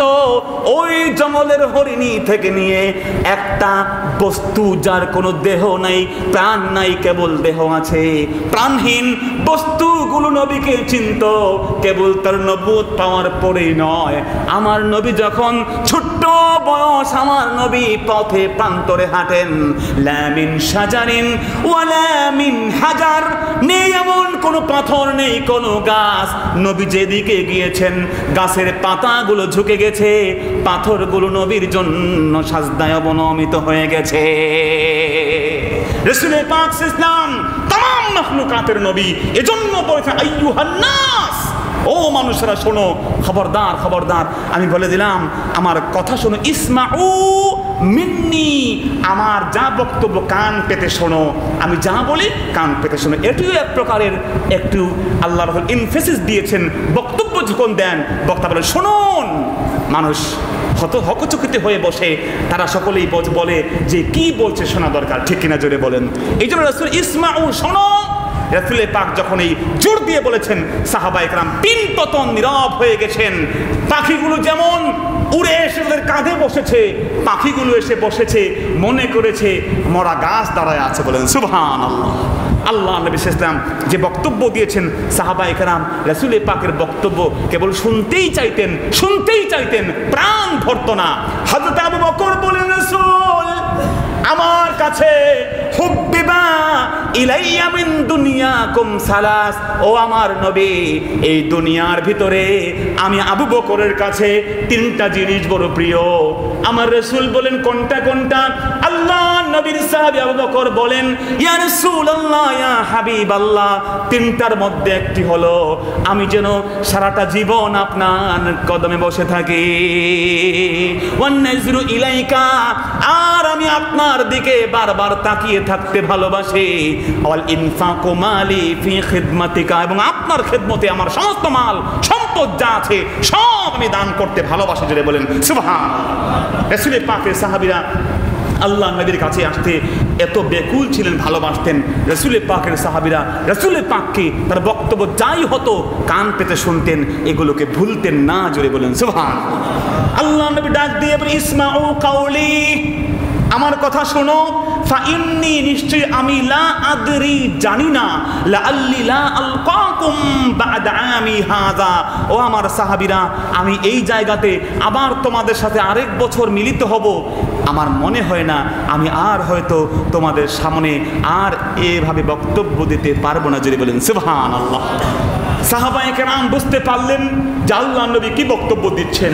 উলামায়ে কেরাম বলেন, মাকাসান নবী সাল্লাল্লাহু আলাইহি সাল্লাম বা'দামা নাযালাত হাযিহিল আয়া 81 ইয়াওমা, আল্লাহ নবী এই বক্তব্য যখন দিচ্ছিলেন, বক্তব্য শেষ হলো, আল্লাহ নবী বক্তব্য দেওয়া শেষ হয়ে গেল, আসমান থেকে আয়াত নাজিল হয়ে গেল, আল ইয়াউমা আকমালতু লাকুম দীনাকুম ওয়া আতমামতু আলাইকুম নি'মাতি ওয়া রাদিতু লাকুমুল ইসলাম দীনা। আল্লাহ রাব্বুল আলামিন বক্তব্যের শুরু থেকে শেষ পর্যন্ত প্রত্যক্ষ করে ওই সময় আল্লাহ নবী তার উপরে আল্লাহ পাক আল ইয়াউমা আকমালতু লাকুম, ইসলাম ধর্মের পরিপূর্ণতার উপরে আয়াত নাজিল করে ফেললেন। এরপর রাসূল পাক কতদিন জিন্দা ছিলেন? উলামায়ে কেরাম বলেন, মাকাসা আন-নবী সাল্লাল্লাহু বা'দামা নাযালাত হাযিল আয়া, এই বক্তব্যের পরে আল ইয়াউমা আকমালতু লাকুম আয়াত নাজিল হওয়ার পরে রাসূল পাক 81 দিন জীবিত ছিলেন। যারা বলেন সুবহানাল্লাহ। 81 দিন যদি হয়, বিশ্বাস করুন আজকের এই দিনটা রাসূল পাকের ইন্তেকালের দিন। আল্লাহু আকবার বলেন। পহেলা রবিউল আউয়াল হয় 9ই জিলহজ থেকে 81 দিন মানে 2 মাস 21 দিন, 2 মাস 21 দিন, হ্যাঁ 60 দিন আর 21 দিন, 2 মাস 21 দিন। তো 9ই জিলহজের সাথে 21 দিন আপনি যোগ করেন, তাহলে আপনার রাসূল পাক এই বক্তব্য দিয়েছিলেন জিলহজ মাসে, জিলহজের পরে 2 মাস, তাহলে মুহররম, সফর, রবিউল আউয়াল, এই রবিউল আউয়ালের এই আজকের দিনটি পহেলা রবিউল আউয়াল রাসূল পাকের ইন্তেকালের দিন হয়ে যায়। বলেন সুবহানাল্লাহ। সম্মানিত সুধী, আল্লাহ নবী তারপরে বলেন, ইউহান্নাস, রে মানুষেরা শোনো, ইন্না দিমাআকুম ওয়া আমওয়ালাকুম হারামুন আলাইকুম, আমি রাসূল বললাম তোমাদের মাল এবং তোমাদের সম্পদ এবং তোমাদের রক্ত একের উপরে অপরের উপরে হারাম করে দেওয়া হয়েছে। খবরদার খবরদার, অন্য ভাইয়ের মাল, অন্য ভাইয়ের রক্ত তোমার উপরে কোনোদিন হালাল নয়। আজকের এই দিনটা যেমন হারাম, এই মাসটা যেমন হারাম, এই পৃথিবীতে আল্লাহ রাব্বুল আলামিন এই পবিত্র মক্কা মুকাররমাকে যেমন হারাম করে দিয়েছেন, ঠিক অনুরূপভাবে অন্য মানুষের রক্ত তোমার উপরে হারাম হয়ে গেছে। কোনোভাবে কোন মানুষের জীবনকে নেওয়া তোমার উপরে জায়েজ হতে পারে না। এই জন্য আল্লাহ পাক কোরআনে পাক অন্যত্র বলে দিয়েছেন, মান কাতালা নাফসান, যে ব্যক্তি একজন ব্যক্তিকে বিনা অপরাধে হত্যা করে দিল, ওই ব্যক্তি কোনো ফিতনা করে নাই, তার উপরে কোনো শাস্তি আসে নাই। আল্লাহর কোরআন বলছে ফাকান্নামা কাতালান নাস জামিআ, কেমন যেন ওই ব্যক্তি একজন ব্যক্তির জীবন নেয় নাই, কেমন যেন গোটা বিশ্ব মানবতাকে সে হত্যা করে দিয়েছে। আল্লাহর হাবিব বলে দিয়েছেন, সাবধান, তোমাদের সম্পদ, তোমাদের মাল একজনের উপরে অপরজনের উপরে হারাম, সাবধান, এগুলো রেস্ট্রিক্টেড। হারাম মানে ঘৃণিত না, হারাম মানে নিষিদ্ধ। হারাম দ্বারা উদ্দেশ্য সব নিষিদ্ধ জায়গায় খারাপ না, ঠিক কিনা জোরে বলেন? হারাম মানে সম্মানিত হয়, জোরে বলেন সুবহানাল্লাহ। এই জন্য বাইতুল্লাহকে বলা হয় হারাম, যেহেতু এখানে অন্য নাজাস নিয়ে, অপরাধ নিয়ে, ভিন চিন্তা ভাবনার কোনো লোক সেখানে ঢুকতে পারে না, জোরে বলেন সুবহানাল্লাহ। প্রধানমন্ত্রী বলুন, রাষ্ট্রপতি বলুন, তাদেরও একটু রেস্ট্রিক্টেড কিছু জায়গা আছে যেখানে আমি আপনি সাধারণ মানুষ সেখানে ঢুকতে পারবো না, সেই জায়গাটা হারাম। ঠিক তেমনি করে আল্লাহর হাবিব বলেন, খবরদার, খবরদার মুসলমান, একজনের জান ও মাল অপরজনের উপরে হারাম, একজন অন্যজনকে অন্যায়ভাবে হত্যা করতে পারবা না। আল্লাহর নবী সাল্লাল্লাহু আলাইহি ওয়াসাল্লাম খবরদার করে দিলেন, সাহাবীরা আমার, অবশ্যই অবশ্যই এই দিন, এই মাস আল্লাহর নবী যেভাবে বললেন রব্বুল আলামিন সেইভাবেই তা ফরজ করে দিলেন। আল্লাহর নবীর বক্তব্য অনুযায়ী সমস্ত ব্যক্তির জীবন অপরের উপরে হারাম হয়ে গেল। কোনোভাবে আপনি যুক্তি দিয়ে, কোনো প্রকারের অন্য রিজন দেখে কাউকে হত্যা করবেন, হত্যা ইসলাম কোনোভাবেই জায়েজ করে। আর তা যদি হয় ধর্মের নামে, তা যদি হয় ইসলাম প্রতিষ্ঠার নামে, কোরআনের আইন প্রতিষ্ঠার নামে, সেগুলো সম্পূর্ণ কোরআন এবং সুন্নাহর সাথে বেঈমানি, মুসলমানদের সাথে গাদ্দারি, ঠিক কিনা জোরে বলেন? মুসলমানের নাম নিয়ে অন্য মুসলমানকে মারবেন, খবরদার, অন্য মুসলমান তো দূরের কথা, কোনো প্রাণীকেও হত্যা করা জায়েজ নাই, জোরে বলেন সুবহানাল্লাহ। আল্লাহর নবী বন্দীদের সাথে কি আচরণ করেছেন? আজকে রোহিঙ্গা মুসলমানদেরকে নির্মমভাবে হত্যা করা হচ্ছে, ঠিক কিনা জোরে বলেন? মুসলমান হিসেবে একটাই অপরাধ তাদের,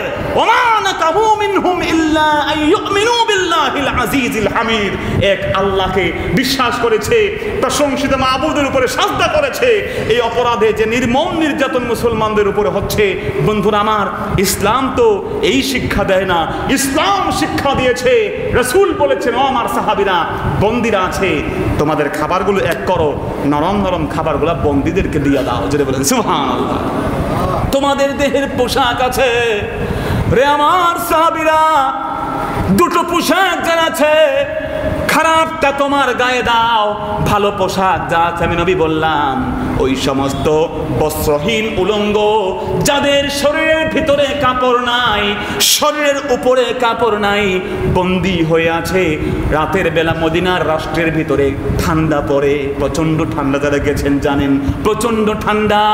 ও আমার সাহাবীরা, ভালো পোশাকটা বন্দীকে দিয়ে দাও। বন্দীদের কাছেও তো, তারাও তো মানুষ, তারাও তো বেঁচে থাকার অধিকার আছে, যেটা বলেন সুবহানাল্লাহ। রাসূল পাক ইসলাম সে আচরণ করেছেন ভিন ধরে ভিন মানুষের সাথে।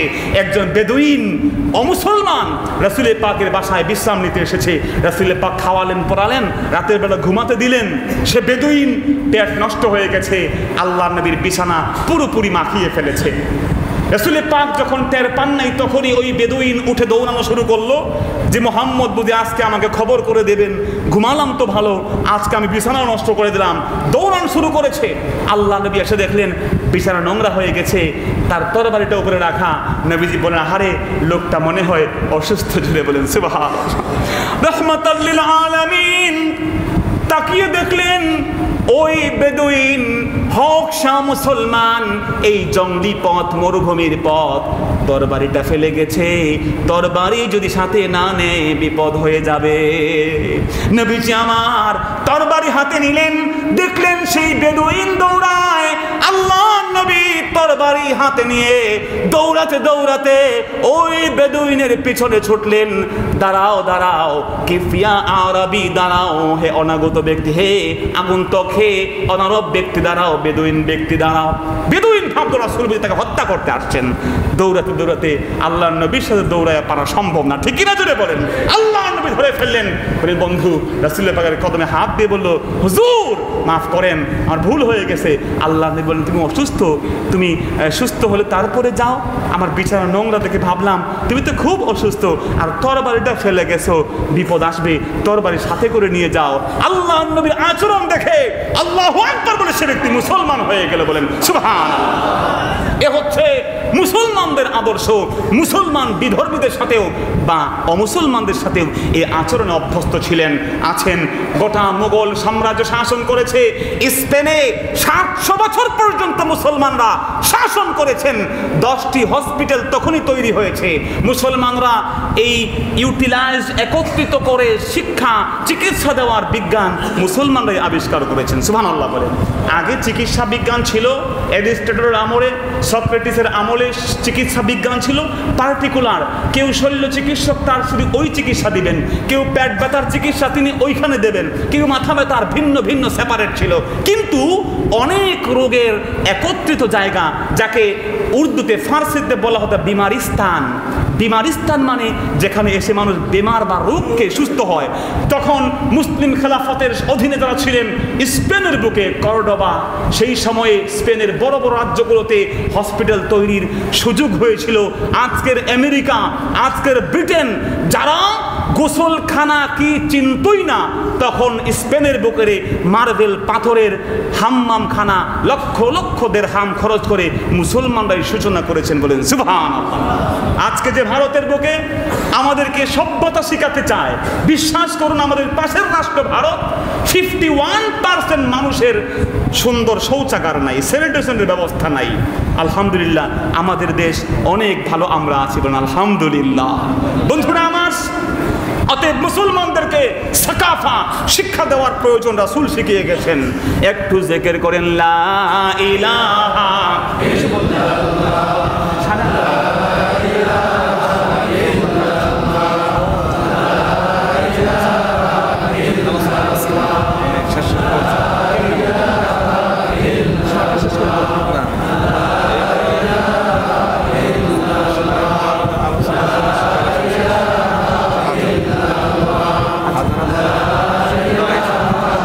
আমি সোহাগটায় একটু থামবো না।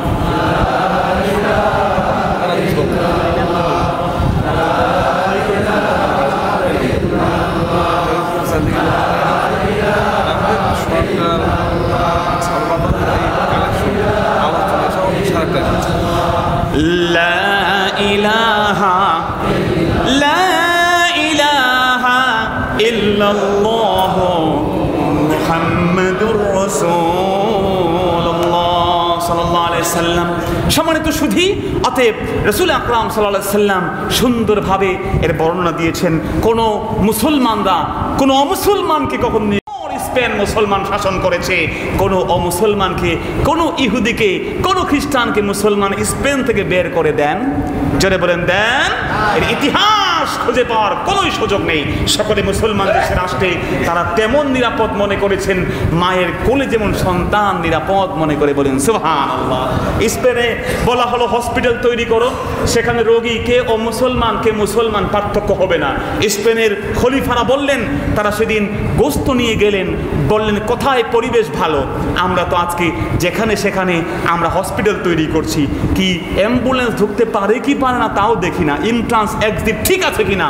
কিন্তু মুসলমানরা দিনের পর দিন তাজা গোস্ত ঝুলাই রেখেছেন বিভিন্ন শহরে, কর্ডোবাতে, গ্রানাডাতে, স্পেনে, এই সমস্ত জায়গায় ঝুলিয়ে রেখেছেন। যেই গোস্ত সবার পরে নষ্ট হয়েছে, তার মানে বোঝা গেল ওই জায়গার আবহাওয়া ভালো। যেটা বলেন সুবহানাল্লাহ। সব সবচেয়ে পরে নষ্ট হয়েছে যেই গোস্ত, সেই এলাকার আবহাওয়া সবচেয়ে ভালো। যেখানে গোস্ত বেশি তাড়াতাড়ি নষ্ট হয়েছে সেখানে আবহাওয়া, ওয়েদার খারাপ। সেই ভালো যেখানে, সেখানে হসপিটাল তৈরি করেছেন। কি অমুসলমান, কি মুসলমান, কাউকে পার্থক্য নয়। বিমারি তো বিমারি, সবাইকে সমান সেবা মুসলমানরা দিয়েছেন, বলেন সুবহানাল্লাহ। কিন্তু আজকে আফসোস, আমরা ঘৃণ্য প্রতিবাদ জানাই। বান কি মুন বলেছেন বাংলাদেশের সীমানাকে উন্মিলিত করে দেওয়ার জন্য। আমরা মুসলমান হিসেবে সে দায়িত্ব আমরা অবশ্যই পালন করব। কিন্তু তার চেয়ে বড় কথা হলো দেশপ্রেম, ইসলামের একটি মৌলিক শিক্ষা যে মুসলমানরা যেই দেশে আছেন সেই দেশে মুসলমানদেরকে পুনর্বাসনের ব্যবস্থা করতেই হবে। এটি আমাদের জোর দাবি থাকতে হবে, ঠিক কিনা জোরে বলেন। সম্মানিত সুধী ভাইয়েরা আমার, আল্লাহর হাবিব তারপরে বললেন, মুসলমানরা এই মাস, এই দিন, এই এলাকা যেমন হারাম, এই জায়গাতে যেমন মুসলমান বাড়াবাড়ি করার সুযোগ নাই। হজে যেমন আসো মনটা নির্ভর হয়ে যায়, হজের সময় ধৈর্য সৌর্য যেমন বেড়ে যায়, হজের সময় যেমন তুমি চট করে রাগ হয়ে যাও না, অন্যকে আঘাত করো না, ঠিক তেমন ভাবে কোনোদিন কোনো মুসলমানের গায়ে আঘাত করা জায়েজ হবে না। মুসলমান না, বরং কোনো মানুষের গায়ে।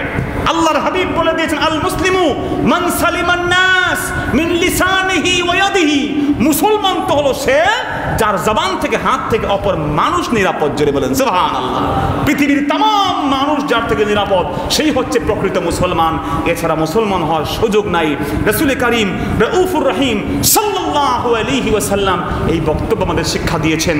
আল্লাহ নবী বলেছেন, মাসের সংখ্যা বলেছেন, শোনো, মাসের সংখ্যা 12টা। মাসের সংখ্যা 12টা, 12টার মধ্যে 4টা মাস হারাম। যেটা বলেন সুবহানাল্লাহ।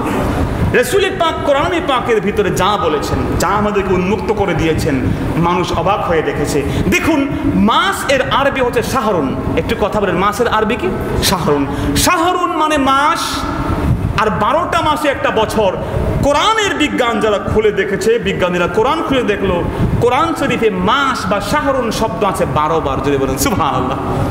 ইয়াউমুল মানে দিন। একটা বছরে 365টা দিনে একটা বছর হয়। বিজ্ঞান খুঁজে দেখেছে, পরিসংখ্যান যারা করে, স্ট্যাটিস্টিক নিয়ে যারা পড়াশোনা করে, তারা খুঁজে দেখলো গোটা কোরআন শরীফে ইয়াউমুন মানে দিন, আইয়ামুন মানে দিন সমূহ। তারা খুঁজে দেখেছে, গো ভুল নয়, ভুল নয়, গোটা কোরআন শরীফে আল্লাহ রাব্বুল আলামিন দিন শব্দের উল্লেখ করেছেন 365 বার। যেটা বলা যাবে না সুবহানাল্লাহ। ঘন্টা হচ্ছে 24টি ঘন্টা একটা দিন। সাআতুন মানে ঘন্টা। বিজ্ঞান খোঁজা শুরু করলো 24টা ঘন্টা যেহেতু একটা দিন, সাআতুন বা ঘন্টা কোরআন শরীফে কয়বার আছে। তারা খুঁজে দেখলো কোরআন শরীফে ঘন্টার উল্লেখ রয়েছে 24 বার। জোরে বলেন সুবহানাল্লাহ। তাহলে কোরআন শরীফের এই বিজ্ঞান রাসূল পাক তার জবান দিয়ে বলেন, শোনো সাবধান, খালাস করে দিলাম, আজ থেকে কোনো মানুষের জীবন একের অপর তোমাদের উপরে কোনো অথরিটি নাই। কাউকে শাস্তি দিতে হলে খবরদার, খবরদার, তোমরা তার গায়ে আঘাত করবা না, তোমরা নিজেরা আইন হাতে তুলে নিবা না। জোরে বলেন সুবহানাল্লাহ। আল্লাহ নবী তারপরে বলেন, শোনো, আমি কি আমার দায়িত্ব পূরণ করে দেই নাই? আমি যা বলছি তাকে পূরণ করি নাই? সাহাবায়ে কেরাম বলেন, হুজুর অবশ্যই যা বলছেন আমরা শুনতে পাচ্ছি। আল্লাহ নবী তারপরে বলেন, শোনো, ইন্না রিবাল জাহিলিয়াতি মাউদুর। রে আমার পৃথিবীর মানুষ, জাহিলি যুগে যেমন সুদ প্রথা ছিল, ব্যবসার মধ্যে হারাম পন্থা ছিল, আজকের দিন থেকে আমি রাসূল বলে দিলাম সুদের ব্যবসা আর চলবে না। এবং আমি রাসূল আমার বংশের কিছু মানুষ সুদের কারবার করত, আমি আমার পায়ের নিচে রেখে দিলাম, আজ থেকে সুদ বন্ধ। যদি বলেন সুবহানাল্লাহ। আল্লাহ রাসূল আমল করে দিলেন। আল্লাহ পাক তো বলছেন, তোমরা কি আতা'মুরুনা আন-নাসা বিল বির ওয়া তানসাউনা আনফুসাকুম। তোমরা মানুষকে ভালো কাজের ওয়াজ করো, নিজেরাই ঠিক মতো সেই ভালো কাজ করো না। ঠিক কিনা জোরে বলেন। রাসূল বলে দিলেন, দেখো আমি আমল করে দিলাম। আমার চাচারা, আমার বাবারা, তারা যে বংশের মধ্যে সুদের প্রচলন তৎকালীন সময়ে ছিল, তৎকালীন সময়ে কি ছিল? সুদের প্রচলন এমন ছিল, তারা মনে করত সুদ তো তা নয় যা সরাসরি নেওয়া হয় তার মধ্যে সুদ হবে, বাকিতে নিলে সুদ হবে না। নাউজুবিল্লাহ বলেন। কেউ একজন 1 কেজি চাল, তার বিনিময়ে 1.5 কেজি চাল নেবে, এটা সুদ। তাদের বক্তব্য ছিল। কিন্তু বাকিতে নিলে, সময় দিলে, কিছুটা যদি তাকে সুযোগ দেয়, ইনস্টলমেন্ট করে অতিরিক্ত কিছু দেয়, আরবের জাহেলরা মনে করে সুদ না, যেটা বলে নাউজুবিল্লাহ। ইসলাম বলেছে বাকিতে করো, নগদে করো, সুদ সুদ। টাকা 1 লক্ষ দিয়েছো, নেওয়ার সময় 1 লক্ষ, 1 টাকাও যদি নাও, খোদার কসম ওই 1 টাকাও তোমার সুদ হয়ে যাবে। খবরদার, সুদ বড় খারাপ একটি কাজ। এর সর্বনিম্ন গুনাহ হচ্ছে নিজের মাকে নিকাহ করা, বলেন নাউজুবিল্লাহ। আল্লাহর হাবিব সুদের ব্যাপারে নিষেধাজ্ঞা দিয়েছেন। তৎকালীন সময়ে মানুষগুলো কাপড় নিয়ে বসতো, পাথর দিত, বলতো যেই পাথর মারবা, পাথর দিয়ে মারতো, যেই কাপড়ে লাগবে সেই কাপড় কিনতে হবে, যেটা বলে নাউজুবিল্লাহ। এই সমস্ত বিভিন্ন ধরনের ব্যবসার নিয়ম তাদের মধ্যে চালু ছিল, যেই কাপড় ধরবে ওই কাপড় কিনতে হবে। এই ধরনের কিছু অদ্ভুত কর্তব্য বিমূঢ় তারা হয়ে যেত, যেখানে গিয়ে ব্যবসার কোনো রুলস রেগুলেশন মানতে পারতো না। রাসূল বলেন খবরদার খবরদার, সুদ বন্ধ। আজকে আমেরিকাতে গত 2 বছরে 237টা স্টেট ব্যাংক বন্ধ হয়ে গেছে, হাই রেট অফ ইন্টারেস্ট। তারা বলেছে সুদের কারণে আমাদের 237টা ব্যাংক আমেরিকাতে বন্ধ হয়েছে। ঠিক একইভাবে বিভিন্ন দেশ দেউলিয়া হয়ে গেছে। আয়ারল্যান্ডের মতো জায়গা, যেখানে মানুষ সবচেয়ে বেশি ইনকাম করত, সেখানেও তারা বলছে আর আমরা বিভিন্ন রাষ্ট্রীয় সাহায্য চাই না, সুদের কলাগাছে আমরা লিপ্ত হয়ে গেছি, বিপদে পড়ে গেছি। রাসূল বলেছেন খবরদার, ইবাদত যতই করো, যদি তোমার সম্পদ হালাল না হয়। ফারাফা ইয়াদাইহি ইলাস সামা فقال يا ربي يا ربي ومطعمه حرام وملبسه حرام وغذي بالحرام فأنى يستجاب لذلك। নবী বলেন আমার মুসলমানেরা, এমন ব্যক্তি হাত তুলে আল্লাহর কাছে কাঁদে, দাড়ি আছে, টুপি আছে, লম্বা জুব্বা আছে, হাত তুলে আল্লাহকে খালি ডাকে, অথচ তার এই যুগের ভিতরে খাবারটা হারাম, যা পড়েছে তা হারাম, তার প্রতিটা অঙ্গ প্রত্যঙ্গ, ব্লাড সার্কুলেশন যা হচ্ছে তা হারাম দিয়ে তৈরি। আমার আল্লাহ যত বড় ইবাদতগার হোক না কেন, হারাম খাবার দিয়ে শরীর যা তৈরি হয়েছে, ওই ডাক আল্লাহ কবুল করবেন না। ইহুদিরা বুঝতে পেরেছে মুসলমানদেরকে ইবাদত যত কোনো সমস্যা নাই, যত নামাজ পড়ো সমস্যা নাই, কিন্তু যে কোনো ভাবে হোক মুসলমানের খাবারকে হারাম বানাইতে বলেন নাউজুবিল্লাহ। বিভিন্ন কায়দায় হারামকে ঢুকিয়ে দেওয়া হচ্ছে, হারাম থেকে বাঁচতে হবে। খবরদার, শহরের মানুষ অনেকগুলো অভ্যস্ত হয়ে গেছেন অনেক কার্যকলাপে, অনেক ধরনের লেনদেনে। খবরদার, আপনি হারাম আপনার সন্তানকে খাওয়াবেন, কিয়ামতের দিন ওই সন্তান আপনাকে পায়ের নিচে রাখার জন্য বলে আল্লাহ আমার বাবাকে আমার কাছে দেন, শয়তান যে আমাকে গোমরা করেছে পায়ের নিচে দেন, আমাকে কেন হারাম খাওয়ালো, বলেন নাউজুবিল্লাহ। খবরদার, বড়লোক হওয়া, ফ্ল্যাটের মালিক হওয়া, গাড়ির মালিক হওয়া, এটি আলটিমেট ডেস্টিনেশন নয়। একজন মুমিনের সফলতা পরকালীন সফলতা, একজন মুমিনের সফলতা তার পুত্র তার কন্যার কাছে সফল হওয়া। খবরদার, শ্বাসটা বন্ধ হয়ে যাবে, আপনাকে আপনার সন্তান কবরে রেখেই দেবে, আপনাকে সন্তান আপনার সাথে এক রাত দরজা বন্ধ করে ঘুমাবেও না। অতএব বুঝতে হবে সন্তানের জন্য আপনি এত মুহে আকৃষ্ট হয়েছেন, কোথা থেকে টাকাটা আসলো, কোথায় ব্যয় করছেন। রাসূল বলছেন খবরদার, একজন ব্যক্তি লা ইয়াজালু কাদাম ইবনে আদম হাত্তা ইউসআলা আন খামসিন, 5টি প্রশ্ন না করে কিয়ামতের দিন সে আল্লাহর কাছে এক কদম আগাতে পারবে না। ওয়া আন মালিহি মিন আইনা ইকতাসাবাহু ওয়া ফিমা আনফাকাহু, কোথা থেকে মাল অর্জন করেছে, কোথায় ব্যয় করেছে, এর হিসাব নেওয়াই হবে। এরপর আল্লাহর রাসূল ডাক দিয়ে বললেন সাহাবীরা আমার, কান পেতে শোনো,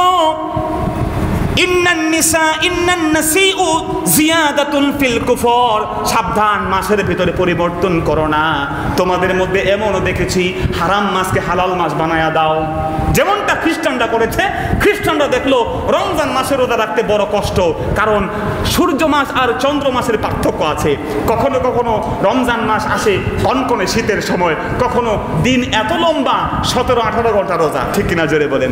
আমাদের এই বর্তমান সময়ে এত গরমের ভিতরে রোজা, যদি এখন ফতোয়া দেয় কেউ যে আমরা মনে করেন রমজান মাসকে আমরা টেনে হিসে আমরা শীতের বেলা নিয়ে যাব, তার মানে যেই সময় শীতকাল সেটা যদি মুহররম হয়, সফর হয়, সেই মাসে 1 মাস রোজা রাখবো, আর বাকি 1 মাস রমজান। গরমে তো ওটা আমরা ছেড়ে দেবো, নাউজুবিল্লাহ। এবং খোদার কসম, এটি হাসির কথা নয়, ইংল্যান্ডে ইংল্যান্ডে যারা আমাদেরকে বললেন আমরা আহলে হাদিস আমরা সব বুঝি, তারা প্রস্তাব অলরেডি ইংলিশ মুসলিম কমিউনিটির কাছে পোস্ট করে বলেছে, আসো এটা করা যাবে, আমরা 1 মাস শীতের বেলা রোজা রাখবো। আর ইংল্যান্ডে বর্তমানে আমি যতদূর জানি রোজা প্রায় 17 ঘন্টা, কিন্তু ইংল্যান্ডের মুসলমান এই 17 ঘন্টা রোজা রাখতেও তারা নারাজ না। জোরে বলেন সুবহানাল্লাহ। আল্লাহর নবীর নসি মানে তোমরা যে মাসকে উলটপালট করো, মুহররম মাসে যুদ্ধ করা হারাম। আরবের জাহেলরা করতো কি, মুহররম মাসে যুদ্ধ করতো, বলতো ঠিক আছে আমরা অন্য মাসে একটা মাস আমরা মাইনাস দিয়ে দেব, এই মাসে যুদ্ধের আমরা শক্তি আছে, এই মাসে যুদ্ধ করবো। জোরে বলেন নাউজুবিল্লাহ। খ্রিস্টানরা করলো কি, তারা দেখলো গরমের সময় রমজান পড়ে গেছে, তারা বলল গরমে যেহেতু কষ্ট, আমরা শীতের কালে অন্য মাসে রোজা রেখে এই মাসকে সেই মাসে রিপ্লেস করব। রাসূল বললেন খবরদার, এগুলো হচ্ছে কুফুরির ব্যাপারে চূড়ান্ত কুফুরি। বলেন নাউজুবিল্লাহ।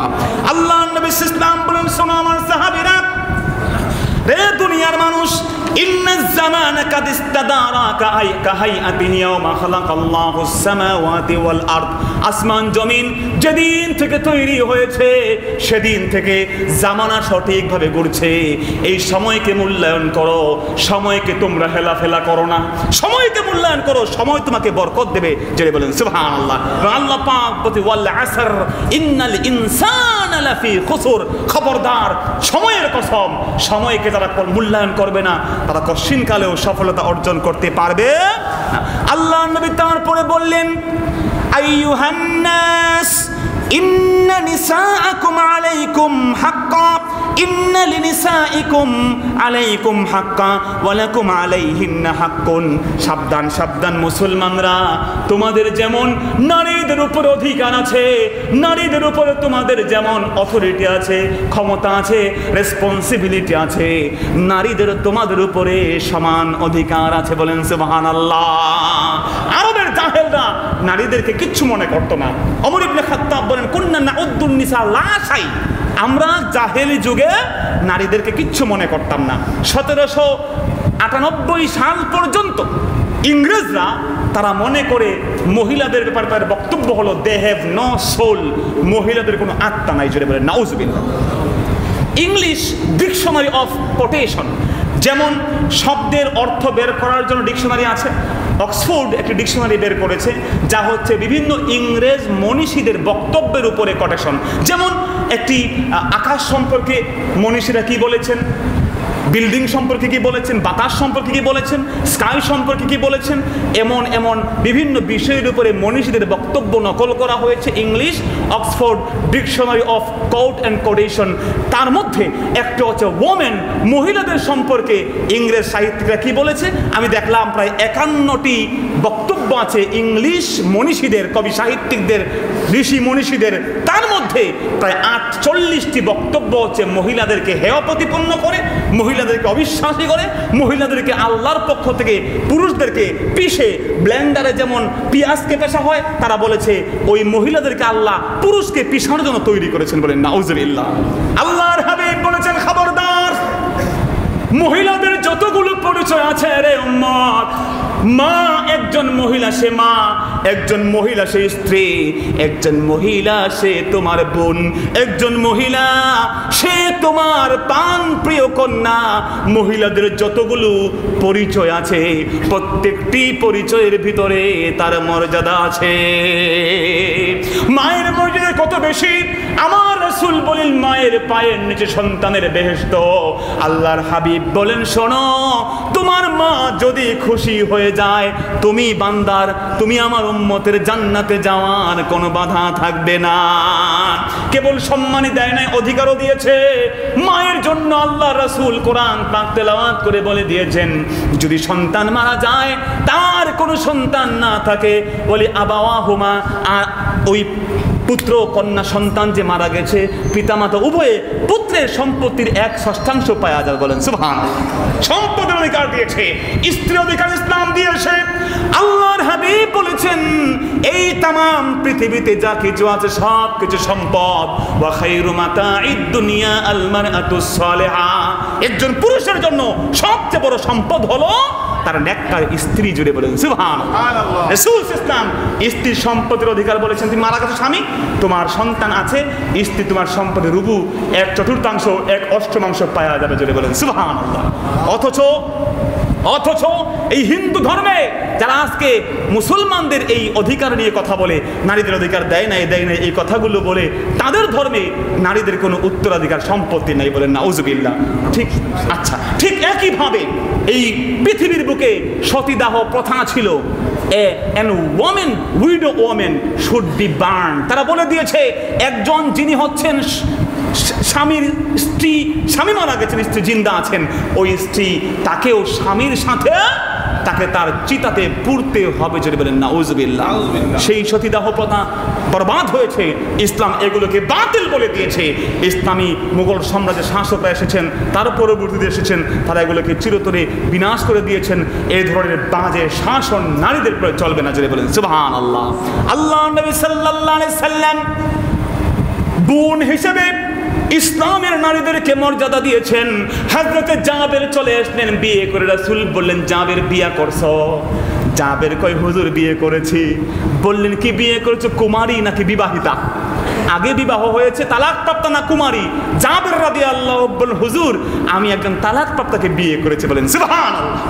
নবীজি বললেন লিমা নাকাহতা বাকিরাতান তুলাইবুহা ওয়া তুলাইবুকা। তুমি কেন একজন কুমারীকে বিয়ে করলে না?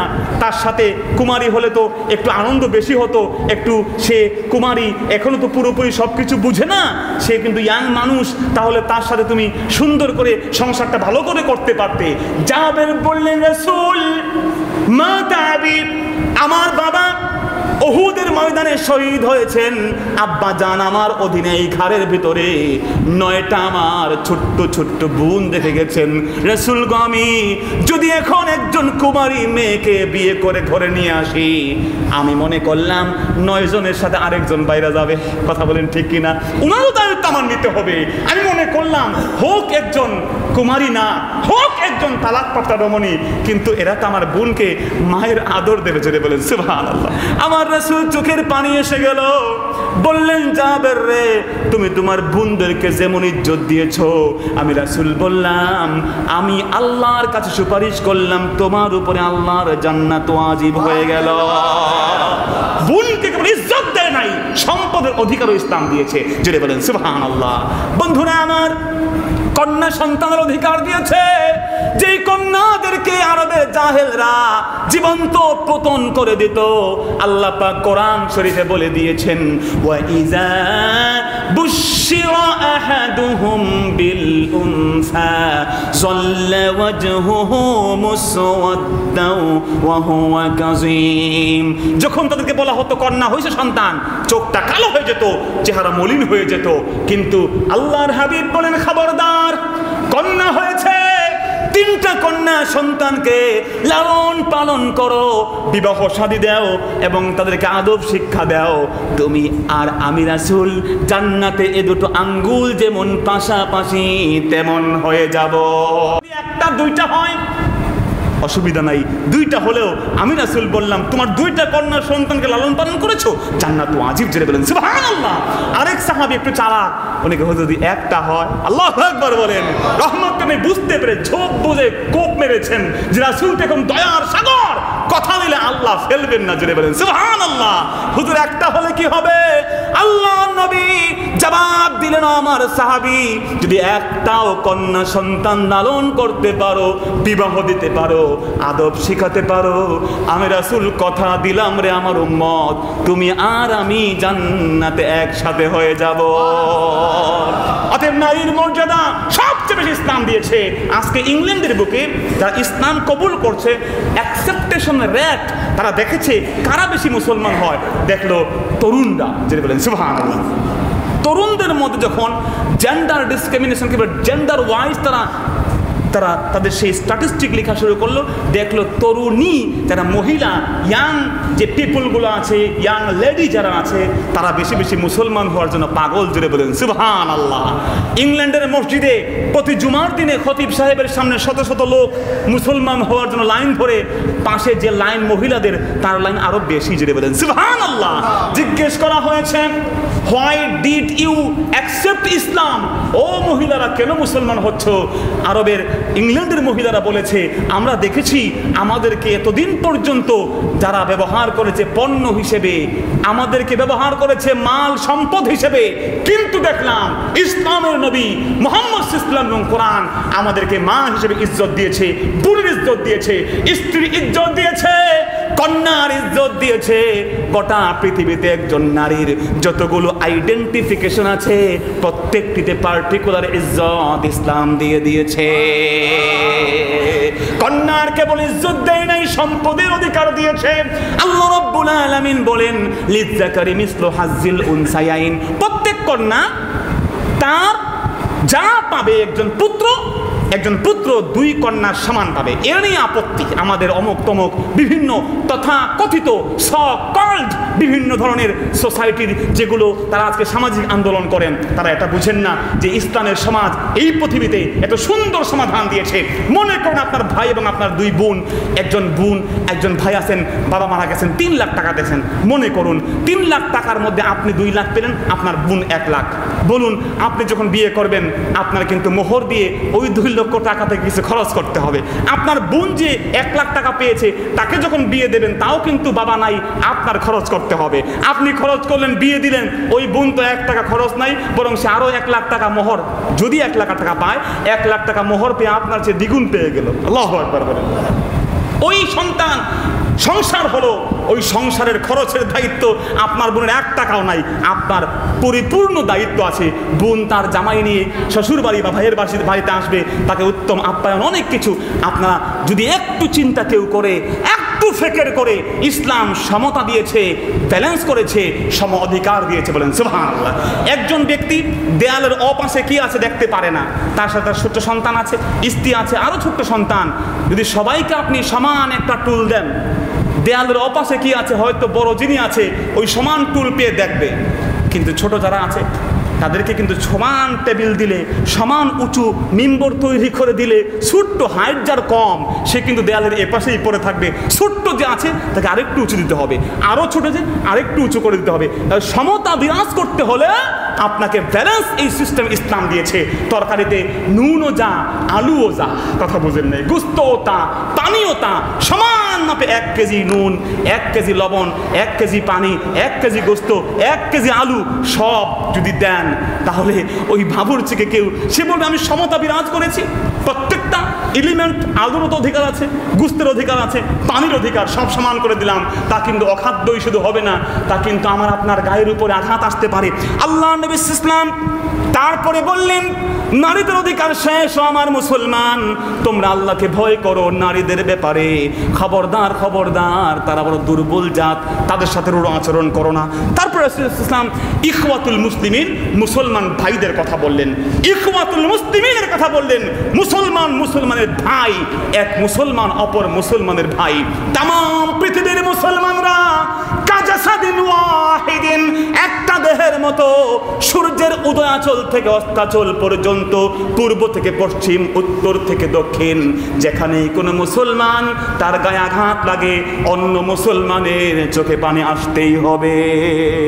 দেহের ভিতরে পায়ের অগ্রভাগে আঘাত লাগলে যেমন চোখে পানি আসে, মাথায় লাগলে আঘাত আসে, আঙ্গুলে লাগলে আঘাত আসে, চোখে পানি আসে, ঠিক তেমনি যেখানেই মুসলমান নির্যাতিত হচ্ছে, নিষ্পেষিত হচ্ছে, অত্যাচারিত হচ্ছে, তোমার অন্তরে যদি ব্যথা না আসে, তুমি টেলিভিশন দেখছো, রঙ্গনি ব্যস্ত আছো, আর মুসলমান নির্যাতিত হচ্ছে, তুমি আরাম কেদারায় বসে আছো, তোমার মনে একটু দয়া আসে না, খবরদার তুমি মুসলমান হতে পারো নাই। রাসূল পাক ভ্রাতৃত্বের কথা বলেছেন, আল্লাহ রাসূল ইসলাম তাওহীদের কথা বলেছেন, ইন্না রাব্বাকুম ওয়াহিদ, খবরদার খবরদার এক আল্লাহ, আল্লাহর সাথে কাউকে শরীক করা যাবে, আল্লাহর ইবাদতে নবীকেও শরীক করা যাবে না, কথা বলেন যাবে? রাসূল পাকের তাজিম সর্বোচ্চ করতে হবে, কিন্তু যখন শিরিকের কথা চলে আসবে তখন আর করা যাবে না, সাজদা আল্লাহকেই করতে হবে। কোনো পীর সাহেব বুজুর্গ কাউকে সাজদা করা যাবে? যদি বলে ইউসুফ নবীর ভাইয়েরা তাকে সাজদা করেছে, আমাকে কেন করবা না? খবরদার, মনে করবেন সে আল্লাহর ওলি নয়, সে সম্পূর্ণভাবে আল্লাহর দুশমন। ঠিক কিনা জোরে বলেন? আল্লাহ রাসূলকে সাহাবায়ে কেরাম সাজদা করতে চেয়েছেন, বলেন খবরদার, এখন আর সুযোগ নাই। লা ইয়াসজুদু আহাদুন লি আহাদিন লাউ আমারতু আহাদান আন ইয়াসজুদা লি আহাদিন লা আমারতুল মারআতা আন তাসজুদা লি যাওজিহা। আমি রাসূল বলে দিলাম, আজ থেকে কেউ কাউকে সাজদা করতে পারবে না। খবরদার, সাজদা করার কোনো অধিকার নাই। রাসূল পাক দুইটা জিনিসকে শেষমেশ বলছেন, এগুলোকে মেনে রাখবা, তোমরা সমাধান পেয়ে যাবা। একটা হলো কিতাব আল্লাহ, আল্লাহর কিতাব, আর একটা সুন্নাত রাসূলিহি, নবীর সুন্নাত। জুড়ে বলেন সুবহানাল্লাহ। এই ক্ষেত্রে একটি কথা সাইফুল ভাইয়ের কাছে অনুরোধ, 2 মিনিট না দিলেই নয়, এটা বলা দরকার। একটি হলো রাসূল পাক সাল্লাল্লাহু আলাইহি ওয়াসাল্লাম বলেন কিতাব আল্লাহ, আল্লাহর কিতাবকে মানবা, আর একটু নবীর সুন্নতকে। জুড়ে বলেন কাকে? একটু কথা বলেন কাকে? আপনারা বিরক্ত হবেন, আমি শেষ করে দিচ্ছি। সুন্নতকে মানবা। সুন্নত মানে নবীর কথা, নবীর কাজ, নবীর মৌন সম্মতি। নবী যা করেছেন, যা বলেছেন, যার অনুমতি দিয়েছেন, তার নাম সুন্নত। কিন্তু নবী যা করেছেন, যা বলেছেন, যার অনুমতি দিয়েছেন, তার আরেকটা নাম হাদিস। ঠিক কিনা জোরে বলেন? তো বন্ধুরা আমার, খেয়াল করেন, রাসূল এখানে বলেন নাই যে আমার আল্লাহর কিতাব মানবা আর আমি নবীর সুন্নতকে মানবা। এটা না বলে রাসূল পাক বলতে পারতেন আমি রাসূলের হাদিসকে মানবা। বলতে পারতেন কিনা জোরে বলেন? পারতেন।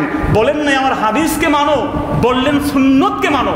তার মানে রাসূল পাক কেবল এই হাদিসে না, অন্য হাদিসে বলেছেন, শোনো, আমি যখন চলে যাব আমার পরে তোমরা অনেক ইখতিলাফ দেখতে পারবে, ও আমার সাহাবীরা অনেক মতদ্বন্দ্ব দেখতে পারবে। যখন মতবিরোধ হবে, আলাইকুম বিসুন্নতি, আমার সুন্নতকে মানবা। যেটা বলেন সুবহানাল্লাহ। রাসূল এখানেও বলতে পারতেন আলাইকুম বিহাদিসি, আমার হাদিসকে মানবা, বলতে পারতেন কিনা, কিন্তু বলেন নাই। কেন বলেন নাই? যেহেতু সুন্নত এবং হাদিসের মধ্যে যদিও এক, কিন্তু কিছুটা পার্থক্য আছে। যেমন ভুল মানে মিস্টেক, ভুল মানে ফরগেট, ফরগেট মানেও ভুল, মিস্টেক মানেও ভুল। কিন্তু এই ফরগেট মানে যে ভুল আর মিস্টেক মানে যে ভুল, এই দুই ভুলের ভিতরে পার্থক্য না করতে পারলে আপনি রং নামক আরেকটা ভুল করবেন। ঠিক কিনা জোরে বলেন? মিস্টেক মানে ভুলে যাওয়া, স্মৃতিভ্রম হওয়া, আর মিস্টেক মানে হচ্ছে কাজ করতে, এটা করতে গিয়ে ওটা করা। মনে করেন আপনি রোজা রেখেছেন, মনে আছে আপনার ভালো মতো, খুব ভালো মনে আছে, কিন্তু আপনি অজু করতে গিয়ে একটু ঢক করে পানি ভিতরে চলে গেছে, এটা মিস্টেক নামক ভুল, রোজা কিন্তু ভেঙে যাবে। ঠিক কিনা বলেন? কিন্তু আপনি রোজা রেখেছেন, মনে নাই, বেমালুম সকালবেলা উঠেছেন, হোটেলে গেছেন, গিয়ে পরোটা খেলেন, পানিও খেলেন, চাও খেলেন, ঢেকুর দিলেন, কথা বুঝেন নাই। রোজা আপনার মনেই নাই, এটা ফরগেট হয়ে গেছে, আপনি টোটালি ভুলে গেছেন, পরিপূর্ণ ঢেকুর দিয়েছেন। আমার রাসূল বলেন ওই ব্যক্তি ভুলে গেছে, তো এটা হচ্ছে মিস্টেক নামক ভুল না, ফরগেট নামক ভুল। আমার ওই উম্মতের রোজা আছে, আল্লাহ দয়া করে খাওয়াইছে। জোরে বলেন সুবহানাল্লাহ। ঠিক তেমনি রাসূলের কথা কাজ মৌন সম্মতি যেমন হাদিস, রাসূলের কথা কাজ মৌন সম্মতি সুন্নাত। পার্থক্য হলো রাসূল যা বলছেন, যা করছেন সবই হাদিস, আর সুন্নত হলো যেগুলোর উপরে এখনো আমল আছে। জোরে বলেন সুবহানাল্লাহ। অনেক হাদিস আছে আমল নাই। রাসূল বলছেন তাওয়াদ্দাউ মিম্মা মাসাতিন নার, আগুন দিয়ে রান্না করা খাবার খেলে ওযু শেষ। তার মানে কি? এতে হাদিস আবু দাউদ শরীফের 181 নম্বর হাদিস। তার মানে যেন বলি আগুন দিয়ে রান্না করা খাবার খেলে ওযু শেষ। কেউ একজন ওযু করে চা খেলো, এসে নামাজ পড়বে, বলে ভাই দাঁড়া, আপনি কি করেছেন? চা খেয়েছেন? হ্যাঁ। আপনার ওযু তো শেষ। সে বলে সর্বনাশ, এটা আবার কোন ইসলাম? কথা বুঝেন নাই। বলে আমি আহলে হাদিস, হাদিস পড়ে দেখেছি ওযু ভেঙে যাবে আগুন স্পর্শ খাবার খেলে। বন্ধুরা আমার, চাও তো আগুন দিয়ে রান্না করা, এই খাবার খেলে ওযু ভাঙবে কিনা হাদিসে আছে, কিন্তু রাসূল সাল্লাল্লাহু আলাইহি ওয়াসাল্লাম বলে দিয়েছেন এই হাদিসের উপর আর আমল নাই। জুড়ে বলেন সুবহানাল্লাহ। আল্লাহর নবী আমল করেছেন। ইবনে আব্বাস বলেন আকাল রাসূলুল্লাহি কাতিফা শাতিন, আল্লাহর নবী রান্না করা গোশত খেলেন, তারপরে ওযু নতুন করে করলেন না, পুরাতন ওযু দিয়ে নামাজ পড়েছেন। সুবহানাল্লাহ বলেন। তাহলে এই জন্য ইবনে আব্বাস বলেছেন যদি রান্না করা খাবার খেলে ওযু যেত, তাহলে গরম পানি দিয়ে শীতের রাতে কেউ ওযু করতে পারতো না। কথা বুঝেন নাই? তাহলে ওলামায়ে কেরাম বলেছেন আগের যেটা হাদিস ওইটা কেবল হাদিস, ওইটার উপরে আমল নাই। পরেরটা হাদিস হওয়ার পাশাপাশি সুন্নাত। জোরে বলেন সুবহানাল্লাহ। এই জন্য পরিচয় হবে আহলুস সুন্নাহ ওয়াল জামাআহ, পরিচয় হবে না আহলে হাদিস বলে হাদিস পাইলাম আর এটাই মানবো, হাদিস পাইলাম এটাই মানবো। হাদিস তো অনেক কিছু আছে, হাদিসে আছে সাবধান তোমরা 3 দিনের বেশি গোশত জমা করে খাবা না। তো যারা বলেন হাদিস মানি অন্য কিছু মানি না, তারা বোধহয় ফ্রিজ ট্রিজ কেনেন না, কথা বুঝেন নাই। আমি জানি না কেনেন কিনা। রাসূল পাক ইসলাম আর অনেক হাদিস আছে যেগুলো আপনি চাইলেই আমল করতে পারবেন না। আল্লাহ নবী 17 মাস বাইতুল মুকাদ্দাসের দিকে মুখ করে নামাজ পড়েছেন, বুখারী শরীফের হাদিস। আপনি কি 17 মাস বলবেন যে বুখারী শরীফে আছে আমিও 17 মাস বাইতুল মুকাদ্দাসের দিকে নামাজ পড়বো? ঈমান কি থাকবে? জোরে বলেন থাকবে না। এই রাসূল বলেন সাবধান, তোমরা যেই দুটো বিষয়কে মানবা, একটা হলো কিতাব আল্লাহ আর একটা সুন্নাত রাসূলিহি। বন্ধুরা আমার, আসলে রাসূল পাকের এই এক একটি কথার বক্তব্য ঘন্টার পর ঘন্টা করা যায়। আমি আশা করি আপনারা কিছুটা হলেও আলিঙ্গন করতে পেরেছেন যে রাসূল পাক ইসলাম কত সুমধুর কণ্ঠে সুন্দর ভাষায় আল্লাহর নবীর উম্মতকে কত চমৎকার বিজ্ঞানের শিক্ষা দিলেন, কত চমৎকারভাবে শিক্ষা দিলেন। রাসূল পাক রাষ্ট্রের কথা বলেছেন সাবধান, খবরদার, যদি তোমার দেশের নেতা একজন হাবশি গোলামও হয়, রাষ্ট্রীয় ব্যাপারে তার বিরুদ্ধাচরণ করো না। যতক্ষণ তোমাকে ইবাদত করতে দিচ্ছে, যতক্ষণ তোমার হক আদায় করছে, তোমাকে একেবারে ছেড়ে ছুড়ে সব কিছু ধ্বংস করে দিচ্ছে না, ততক্ষণ পর্যন্ত আমিরের আনুগত্য করবা। আলহামদুলিল্লাহ বলেন। রাসূল পাক বলেছেন বিধর্মী বাহিরের রাষ্ট্রের সাথে সুসম্পর্ক রাখবে, তাদের সাথে একবারে জিহাদ করবা না। অর্থনৈতিক সুদের কথা বলেছেন, পারিবারিক কথা বলেছেন, ব্যক্তি স্বার্থের কথা বলেছেন, আল্লাহকে ভয় করার কথা বলেছেন, রাষ্ট্রীয়, আন্তর্জাতিক, ইহজাগতিক, পরজাগতিক সামগ্রিক আলোচনা রাসূল পাকের এই বিদায় হজ্জের ভাষণে এসেছে। আমরা যেন সেগুলো আমাদের জীবনে আমল করতে পারি। বিভিন্ন ধরনের অ্যাপ পাওয়া যায়, অ্যাপ্লিকেশনেও রাসূল পাকের বিদায় হজ্জের ভাষণ খুঁজবেন, সার্চ করে পেয়ে যাবেন ইনশাআল্লাহ। সেখান থেকে রাসূল কী বলেছেন, নবীর বাণীগুলো পড়বেন, নবীর কথাগুলো পড়বেন। এগুলো তো আপনাকে আমাকে রাসূল মেসেজ দিয়ে গেছেন। যদি আপনি পড়েন, আহারে আমার নবীর মেসেজ, নবীর চিঠি মহব্বত দিয়ে পড়েন, আপনি রাসূল পাকের ছাত্র হয়ে যাবেন বলেন সুবহানাল্লাহ। বন্ধুরা আমার, আমি আশা করি আল্লাহ পাক আমাদেরকে এই বিষয়ের উপর আমল করার তৌফিক দিবেন বলুন আমিন। اللهم آمين. ربنا ظلمنا أنفسنا وإن لم تغفر لنا وترحمنا لنكونن من الخاسرين. ربنا فاغفر لنا ذنوبنا وكفر عنا سيئاتنا وتوفنا مع الأبرار. رب كريم يا الله تعالى পবিত্র রবিউল আউয়াল মাসের শুরু লগ্নে আমরা কিছু গুনাহগার বান্দা আপনার নবীর মহব্বতে মসজিদে জমা হয়েছি। দীর্ঘক্ষণ আলোচনা হয়েছে, শত ব্যস্ততাকে উপেক্ষা করে নবীজির মহব্বতে যারা এখানে বসলাম, দুখানা হাত তুলে দিলাম, মেহেরবানি করে কবুল আর মঞ্জুর করে নিন। তামাম নেক আমলের সওয়াব তাজদারে মদিনা হুজুরে পুর নূর সাল্লাল্লাহু আলাইহি ওয়াসাল্লামের রওজা থর মদিনাতুল মুনাওয়ারাতে পৌঁছে দিন। রব্বি করিম, যারা হাত তুলেছি, সূরা ফাতিহা পড়েছি, সূরা ইখলাস পড়েছি, দুরূদ শরীফ পড়েছি, মাবুদের হাদিয়াগুলো মাশরিক থেকে মাগরিব, শিমাল থেকে জুনুব পর্যন্ত যত মুর্দেগান ঈমান নিয়ে শুয়ে আছেন প্রত্যেকের আরওয়াহে পৌঁছায়া দেন। আয় আল্লাহ, তামাম নবীন, সিদ্দিকিন, শুহাদা, সালিহিন, আইম্মায়ে কেরাম, বুজুর্গান দ্বীন, সালফে সালিহিন, আউলিয়ায়ে কেরাম যে যেখানে শুয়ে আছেন প্রত্যেকের আরওয়াহে পৌঁছায়া দেন। বিশেষ করে যারা হাত তুলেছি, মাবুদ আমাদের কারো দয়ার বাবা নাই, কারো মা নাই। এই পবিত্র রবিউল আউয়াল মাসের ওসিলাতে আমাদের কবরস্থ মা বাবার জিন্দেগির গুনাহগুলো মাফ করে দেন, তাদের কবরগুলোকে জান্নাতের টুকরা বানায় দেন। রব্বি করিম, তাদের কবরে শান্তির ফয়সালা দিয়ে দেন।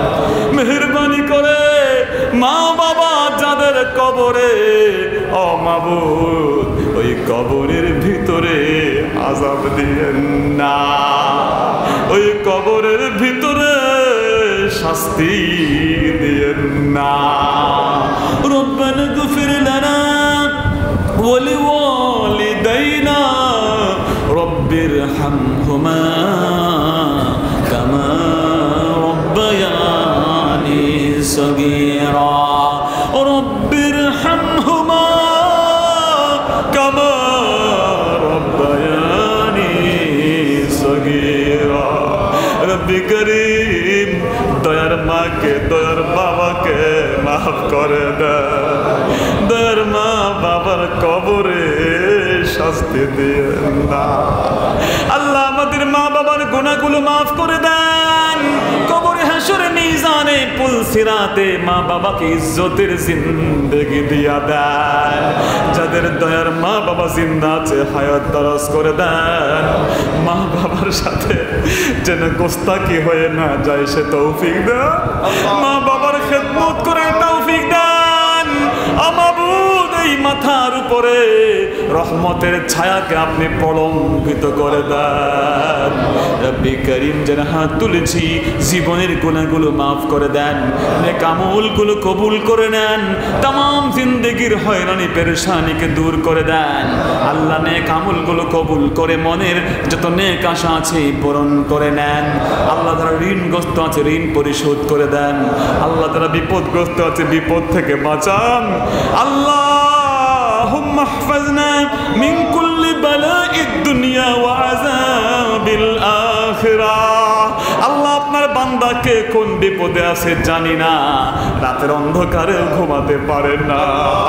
আপনার বান্দারা কে কোন অসুস্থ আছে জানি না, মেহরবানি করে আল্লাহ ভয়ঙ্কর ভয়ঙ্কর বেমার আযাব থেকে আমাদেরকে বাঁচান। আমাদেরকে রাস্তায় ফেলে দুর্ঘটনায় ফেলে ও মাবুদ বিছানায় ফেলে মাজুর করে কোন দুনিয়ার মানুষের বোঝা বানায়েন না। দুনিয়ার কোন মানুষের কাঁধের বোঝা বানায়েন না। দুমুঠো খাবারের জন্য মাবুদ কোন দুনিয়ার মানুষের দরবারের ভিখারি বানায়েন না। আমাদের হাতগুলোকে উপরের হাত বানায়া দেন। আমাদেরকে নবীজির জিয়ারত দান করে নবীজিকে না দেখায়া কবরে নিয়েন না। ওই কবরের পোশাক পরার পূর্বে আপনার ঘর আপনার নবীর রওজায় ঘুরে যাওয়ার পোশাক আমাদের শরীরে দিয়া দিয়ে না। রব্বি করিম যারা হাত তুলেছি মৃত্যুর যখন ডাক চলে আসবে আল্লাহ গো জিন্দেগির গুনাহগুলোকে ধুয়ে মুছে পরিষ্কার করে দিয়ে কবরে আমাদেরকে পাপী তাপী বানায়া দিয়েন না। যখন এই জীবন তরি শেষ হয়ে মরণের ঘাটে সে জীবনের খেয়া ফিরে যাবে, স্ত্রী কাঁদবে, সন্তান কাঁদবে, বন্ধুরা চোখের জল ফেলবে, আজরাইল এসে দাঁড়া যাবে। কে যুবক কে বৃদ্ধ কে শিশু পার্থক্য হবে না। মরণের যখন সময় চলে আসবে গুনাহগুলো সব ধুয়ে মুছে পরিষ্কার করে দিয়েন মাও। আয় আল্লাহ সেই কঠিন মুহূর্তে আপনার নূর নবীর চেহারা আনওয়ার দেখায়া দিন আল্লাহ। রব্বি করিম তামাম বিশ্বের নির্যাতিত মুসলমানদেরকে বাঁচা আল্লাহ। মায়ানমার আরাকানের মুসলমানদেরকে হেফাজত করেন আল্লাহ। মাবুদ সহ্য করা যায় না, কোন পশুর সাথে এমন আচরণ কেউ করে না। আল্লাহ কি অপরাধ মাবুদ আপনাকে মাবুদ বলে স্বীকার করেছে, ঈমান থেকে তো পদস্থত হয় নাই গো আল্লাহ। আপনার শাসনে কি দয়া হয় না মাবুদ? মজলুমকে হেফাজত করেন, জালেমের হাতকে আপনি রুদ্ধ করে দেন, জালেমকে আপনি হেদায়াত দান করে দেন আল্লাহ। হেদায়াত যদি কপালে না থাকে লক্ষ লক্ষ মুসলমান, প্রায় 20 লক্ষ মুসলমান ওই মায়ানমারের সামনে রক্ত দিয়েছে, হাড্ডি থেকে কুস্তগুলো কেটে কেটে ফেলছে, ছোট্ট ছোট্ট শিশুদেরকে জবে করে দিচ্ছে। আল্লাহুম্মা ফাল জামিআ মুলুকিল ইসলাম, আল্লাহুম্মা দাম্মির দিয়ারহুম, আল্লাহুম্মা খাররিব বিলাদহুম, আল্লাহুম্মা হাফাজনা ওয়া মাহফাজ বিলাদিনা বাংলাদেশ। আমাদের এই জমিনকে আপনি হেফাজত করেন, আমাদের সোনার বাংলার প্রতিটি ইঞ্চি জমিনে আপনি খাস রহমত নাযিল করেন আল্লাহ। আর একটা রক্ত যেন মায়ানমার না পড়ে আপনি কবুল করে নেন।